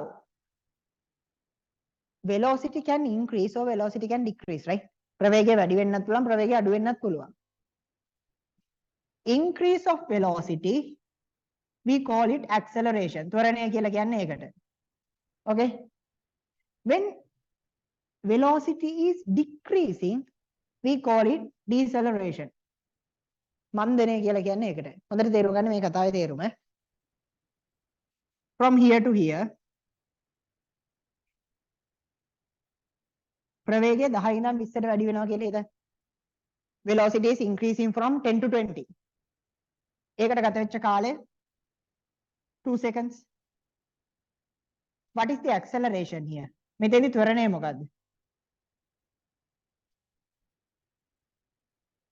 What is velocity difference? ප්‍රවේග වෙනස කියන්නේ හැම වෙලේම අන්තිමයක ඍණ ආරම්භකයකනේ නේ. That means 20 minus 10 over 2. ඒ කියන්නේ කීයද? 5යිනේ. Okay. මෙතෙන්දි මොකද වෙන්නේ? You are going from 20 to 10 in 2 seconds. What is acceleration? මොකද්ද ත්වරණය මෙතෙන්දි? 10 minus 20 අවසන් එක ඍණ ආරම්භකයකනේ. So 10 minus 20 over 2. එතකොට එන්නේ මොකක්ද? minus 5, right? මෙයාගේ unit එක මේක කියලා පැහැදිලි ඉන්නේ. Why? Unit of velocity meters per second. Time වල unit එක seconds. So you have this one, right? මේක පැහැදිලිනේ. මෙතන ඉන්නේ ඍණ 5නේ. What is the negative meaning of negative acceleration? ඍණ ත්වරණය කියන එකේ තේරුම මොකද්ද? What is the meaning of negative acceleration? Velocity is decreasing. ප්‍රවේගය අඩු වෙනවා. මේකට අපි special term එකක් කියනවා. We call it deceleration. මන්දනය කියලා කියනවා. ඒ physics වල ඒකට ගෙනාවු special term එකක්. So deceleration, if acceleration is minus 5, deceleration is 5. ඍණ ත්වරණයක් එනවා කියන එකේ තේරුම ප්‍රවේගය අඩු වෙනවා කියන එකනේ. Meaning of negative acceleration is velocity is decreasing. So when velocity is decreasing, we call it deceleration. ප්‍රවේගය අඩු වෙද්දී අපි ඒකට කියනවා මන්දනය කියලා. So you can write negative acceleration as a positive deceleration.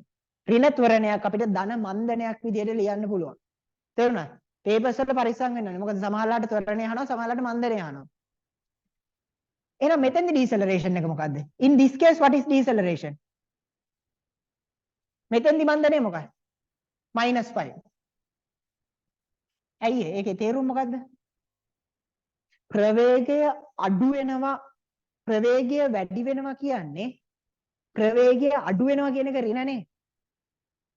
Why? This is velocity increasing. Okay? Then deceleration means decrease of velocity. Then velocity is increasing, decrease of velocity is minus, right? ප්‍රවේගය වැඩි වෙද්දී ප්‍රවේගය අඩු වීම ඍණනේ නේ. පැහැදිලිද? Okay? So that's the idea behind acceleration and deceleration. පැහැදිලිද? හැබැයි උතන දිශාව ගැනත් අපිට හිතන්න වෙනවා. Good.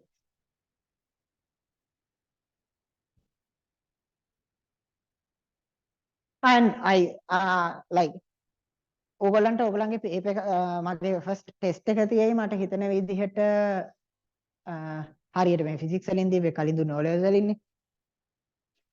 Maybe mid of November or end of November. No, November. මේ මාසෙ මොකද?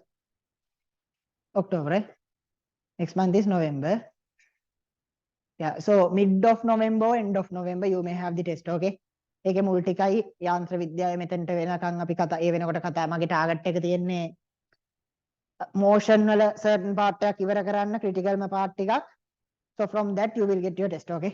just නිකන් කලින් කිව්වේ බලලා තියාගන්න. හරිද? එහෙම මහ ලොකු අමාරු තරම් දෙයක් තාම කරලත් නැහැ. ඒ අහන්න තරම් ඒ වෙනකොට කරලා තියෙයි ටිකක්. ඒ ටික බලලා තියාගන්න. හරිද? okay. so අපි මෙන්න මේ ඩයග්‍රෑම් එකට යමු.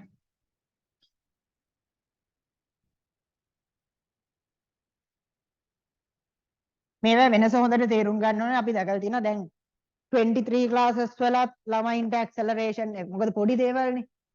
like ලොකු ගණන් නෙමෙයිනේ. positive acceleration is negative deceleration. පොඩි දෙයක්නේ.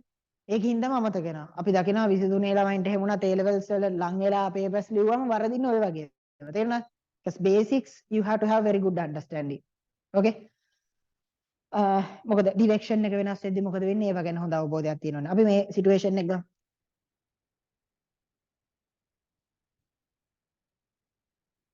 let's take 20 මේ examples එහෙමම note එකේ තියෙනවා. එයා ටික වෙලාවකින් තප්පර 5කින් in 5 seconds it becomes 10. Hari. Here acceleration. What is acceleration? මෙතන acceleration එක මොකද්ද? මේ මං හිතන්නේ ඔයගලගේ note එකේ මෙතන 10 නෙමෙයි වැදිලා තියෙන්නේ මෙන්න මොකක් හරි එක හදාගන්න. Here what is the acceleration? හොඳට මේක බලා ගන්න. acceleration towards this direction. මේ දිශාවට ත්වරණය මොකද්ද? ending value 10 minus initial value 20 over time 5. What is the acceleration? මොකද්ද ත්වරණය? minus 2. මං unit එක දාන්නේ. What is the acceleration towards this direction? මේ දිශාවට ත්වරණය මොකද්ද? What is the acceleration towards this direction? මේ දිශාවට ත්වරණය මොකක්ද?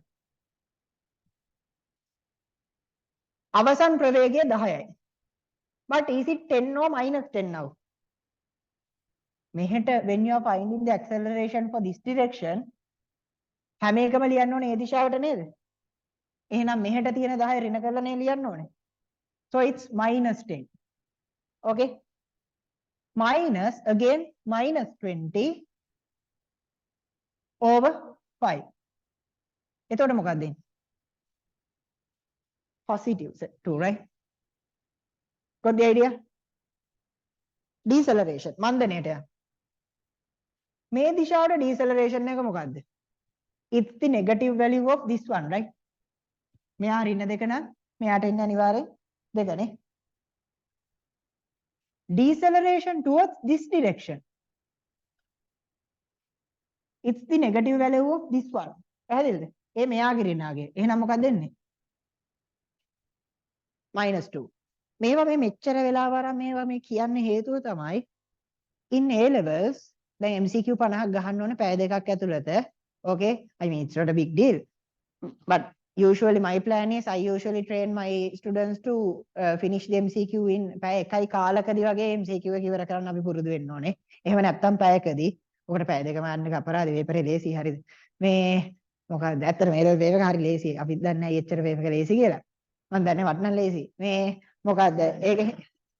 ඒකින්ද ඕක මේ පැය දෙකක් ගහන්න තරම් දෙයක් නැහැ. ඕක අපි පැයකට පැයකමාරකට පැය එකයි කාලකටවත් ලිමිට් කරගන්න ඕනේ. ඒක නැත්ත කතාව දැන් 23 paper class එක ගත්තොත් 23 paper class සාමාන්‍ය essay paper එකේ ලියන්න ඕනේ structured 4යි essay 4යිනේ.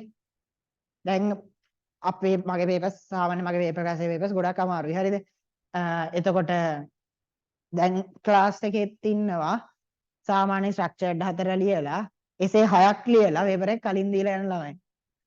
structured 4යි essay 4යි ලියන්න ඕනේ. essay 6ක් ලියලා පැය භාගයක් විතර කලිනුත් paper එක දීලා යන ළමයි. ඒ වගේම අපේ papers A level වගේ දෙගුණයක් තුන් ගුණයක් විතර අමාරුයි. හරිද?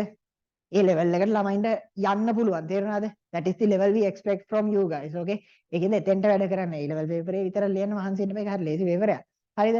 So the target is to finish it in 1 hour or 1 and 15. මොකද හොඳට තේරුම් ගන්න.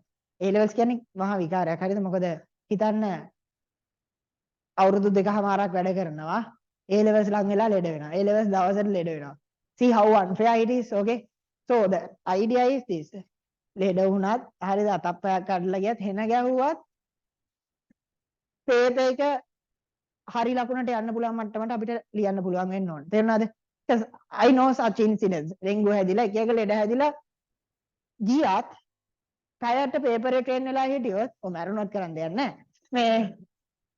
මේ පැයට පේපර් ලියන්න පුරුදු වෙලා හිටියොත් මොනවා හරි පැය දෙකකට ලියා ගන්න පුළුවන්. තේරුණාද? So the idea is අපි A levels වලට train වෙද්දී we have to train to for that uncertainty too. තේරුණාද? ඒ uncertainty එකත් අල්ලලා train වෙන්න ඕනේ A levels වලට. තේරුණාද? එතකොට ගානට පැය දෙකෙන් මම MCQ 50 ගහනවා කියලා පුරුදු වෙලා ගිහින් මොකක් හරි ප්‍රශ්නයක් වුණොත් එයා දන්න. Okay? ඊට පස්සේ next try. Okay? So the idea is ඒ ඔක්කොම uncertainty ටික අල්ලලා තමයි අපි A level වලට train වෙන්න ඕනේ. ඒ කියන්නේ A level වලට train වෙනවා කියන එක කරන්න බෑ. ඒක lazy. හරිද? හැමදේම හරි විදිහට වුණොත් එදාටත් හරි ප්‍රශ්නයක් නැහැ. But my idea is if something goes wrong it's another year. Okay? අවුරුද්දක් කියන්නේ හරි අපරාධයක්. තේරුණාද? අවුරුද්දක් නැස් වෙනවා කියන එක it's another year. So we have to train for every uncertainty. තේරුණාද? ඕනම uncertainty එකකට පුරුදු වෙලා පැයම paper එකක් MCQ 50 ගැහුවත් 48ක් හරියන්න අපි paper එක හදලා තියා ගන්න ඕනේ. ඒ වගේ ළමයි ඕන තරම් ඉන්න. ඇත්තටම පැයෙන් ගහන ළමයි දැන් ඉන්නවා සැලකියුතු ප්‍රමාණයක් paper class එකේ. තේරුණාද? පැයෙන් MCQ එක ගහලා 48 49 හරියන ළමයි ඉන්නවා. ඒ කියන්නේ ඒක මේ ඉස්සර ටිකක් අඩුයි. කලින් batch වලටත් වඩා හැම batch එකේම දැන් ටික ටික ඒක improve වෙනවා. So I expect same thing from you guys also. Okay? ඒ කියන්නේ එතෙන්ට train වෙන්නේ. හරිද? මම එතෙන්ට ආවේ කොහොමද කියලා මට මතක නැහැ. ඒකයි. එතකොට හොඳට තේරුම් ගන්න. මේකයි. එන්නේ time constraints තියාගෙන කරද්දී A level paper එකේ අන්තිම කාලේ paper අමාරු කරලා ළමයින්ගේ වැරදි වැඩි කරන්න අමාරුයි. හරිද? එතකොට ලේසිම වැඩේ තමයි ගාන ගහනව ත්වරණය ඒ කුඩින් දානවා මේ පැත්තට හිතලයක්. පළවෙනි උත්තරේ විදියට දානවා ඍණ 2 හරි ත්වරණය අහලා තියෙන්නේ උත්තරේ ඍණ 2යි ගහනවා. උත්තරේ. හැබැයි අර ඒ උඩින් පොඩියට හිතලයක් මෙහෙට තියෙනවා. දැන් එන්නේ එහෙම තමයි A levels වල සාමාන්‍ය ලකුණු අඩු කරන්නේ. තේරුණාද? අන්න ඒකයි අපි මේවා මෙච්චර වෙලා ආරම් මෙච්චර හිමින් පැහැදිලි කරන්නේ. ඒක ඔළුවේ තියෙන්න ඕනේ. because that's the method in A levels. because that's how you trick you. okay? මොකද වෙන ගණන් අමාරු කරලා ළමයින්ගේ පේපර් වරද්දන්න අමාරුයි. මොකද අර මට්ටමට ට්‍රේන් වුණාම ළමයින්ට වරදින හරි අඩුයි. තේරුණාද? හැබැයි මේ වයින් ලොකු හදිස්සියකින් නේද අපි ගහගෙන යන්නේ MCQ එකට. and A levels දවසට added pressure එකක් තියෙනවා එතෙන්දී. තේරුණාද? අන්න ඒකද මේ පොඩි concepts හැම වෙලෙම check කරන්න ඕනේ. තේරුණාද? ඔයගොල්ලෝ A level ඒ කියන්නේ ඉස්කෝලේ මේ paper එක කරද්දී උනත් ත්වරණය අහුවම ආපහු පාරක් බලන්න ඕනේ මොකද්ද දිශාව කියලා. තේරුණාද? ආපහු පාරක් බලන්න ඕනේ සමහරලාට ඒ කියලා දාලා වරහන් ඇතුලේ දානවා මන්දනය කියලා. ඇයි ඒ කියන්නේ ත්වරණය කියලා කොහෙවත් නීතියක් නැහැනේ. තේරුණාද? papers වරදින්න පුළුවන් විදි. okay? we have to avoid all such things. okay? ඒ වරදින්න පුළුවන් හැම method එකම avoid කරන්න ඕනේ. ඒකින්දයි මේවා මෙච්චර වෙලා ආරම් මෙහෙම උගන්වන්නේ. මොකද මේවා තමයි A levels රන් හෙද්දී ඕගලන්ට වරදින්නේ. නැතෝ තියරි නෙමෙයි. හරියට ඉගෙන ගත්ත ළමයට හරියට මොලේ හදාගත්ත ළමයට පේපර් එක හිතලා කරන් තියෙන ටික වරදින්නේ නැහැ. මෙන්න මේ පොඩි හිතලයක් හින්දා තමයි MCQ 2 3ක් වරදින්නේ. සාමාන්‍යයෙන් හොඳම ක්ලාස් වල හොඳම ළමයින්ට වරදින්නේ තියෙන ලේසිම MCQ 2 3. පේපර් එකක් ලේසි වුණොත් සාමාන්‍ය ක්ලාස් එකේ ඉන්න හොඳම ළමයින්ගේ ලකුණු අඩු වෙනවා. මැද ලෙවල් එකේ ළමයින්ගේ ලකුණු උඩට එනවා. මොකද ඒගොල්ලෝ හරි පරිස්සම්නේ. අරගොල්ලෝ දක්ෂයිනේ. හරිද? විනාඩි 45 විතර MCQ එක ගහලා ගෙදර යනවා. බලද්දි භාගයක් විතර වැරදි. මෙන්න මේ වගේ වෙයි. තේරුණාද? that is the idea. ඒකයි මේවා මෙච්චර precisely අපි මතක තියාගන්න ඕනේ. ඔලුවට දාගන්න ඕනේ. හරි දැන් especially 24 කට්ටියට මේවා වැදගත්. හරිද? ඔයගොල්ලෝ මේගොල්ලන්ට කලින් A levels ලියනවානේ. තේරුණාද? ඒ කියන්නේ මේවා මේගොල්ලන්ට ගොඩක් කල් තියෙනවා train වෙන්න මේවා. ඕගොල්ලෝ හැම වෙලෙම check කරන්න ඕනේ මේ වගේ දෙයක් දැක්ක ගමන් මේක මෙහෙමයි. මේක මෙහෙමද? දිශාව හරිද? ත්වරණයද are they asking for the acceleration or deceleration? ඔය ඔක්කොම checklist එකක් check කරලා තමයි answer එක ගහන්න ඕනේ. තේරුණාද? දැන් ඕක කරද්දි මාර වෙලාවක් යනවා පේපර් එක. ඕගලන්ට දෙන පේපර් වලත් මේවා ඊ ගොඩක් මේ වගේ ප්‍රශ්න. මේ ඒ වගේ checklist එකක් check කරද්දි මාර වෙලාවක් යනවා. හැබැයි ඒක පුරුදු වුණාට පස්සේ හරි ලේසි. තේරුණාද? එතකොට A level ලං වෙද්දි ඒ checklist එක ඔයාලට ඉක්මනට run කරන්න පුළුවන්. තේරුණාද? ඒකයි idea එක. okay? මේක පැහැදිලිද හැමෝටම? okay. yeah. so exercise 7 okay exercise 7 වලත් ගණන් 7 එකෙත් ගණන් දෙකයි තියෙන්නේ. so you have 2 questions from exercise 6 and 2 questions from exercise 7. මේ වගේ වරදින කුළු දේවල් මේකේ දාලා නැහැ. මේකේ දාලා තියෙන්නේ හිතන්න. හැබැයි මිශ්‍ර අභ්‍යාසවල ඒ වගේ දේවල් ඒවා හරියට try කරන්න. ඒ වගේම ඔයගලන්ට තව සති 3කින් හෝ 4කින් වගේ මං කිව්වා වගේ වේබ් එක හම්බ වෙනවා. ඒකෙදි මේ වගේ ඒවා ගොඩක් තියෙයි. හරිද? ඒකින්ද ඒක වෙනම මේ වගේ පරිස්සමෙන් ගහන්න පුරුදු වෙන්න උත්තර ටික මොකද ඒක තමයි A level ලියන අවුරුද්දේ ඔයගලන්ට අනිවාර්යයෙන්ම තියෙන්න ඕනේ skill එක. තේරුණාද? Not the intelligence. Why? අවුරුදු දෙක හරියට වැඩ කරොත් you are intelligent enough, but we can't guarantee that you are careful enough. තේරුණාද? ඒ carefulness එක තමයි අපි වැඩියෙන්ම හදාගන්න ඕනේ A levels දවසේ වෙද්දි. තේරුණාද? Okay, thank you.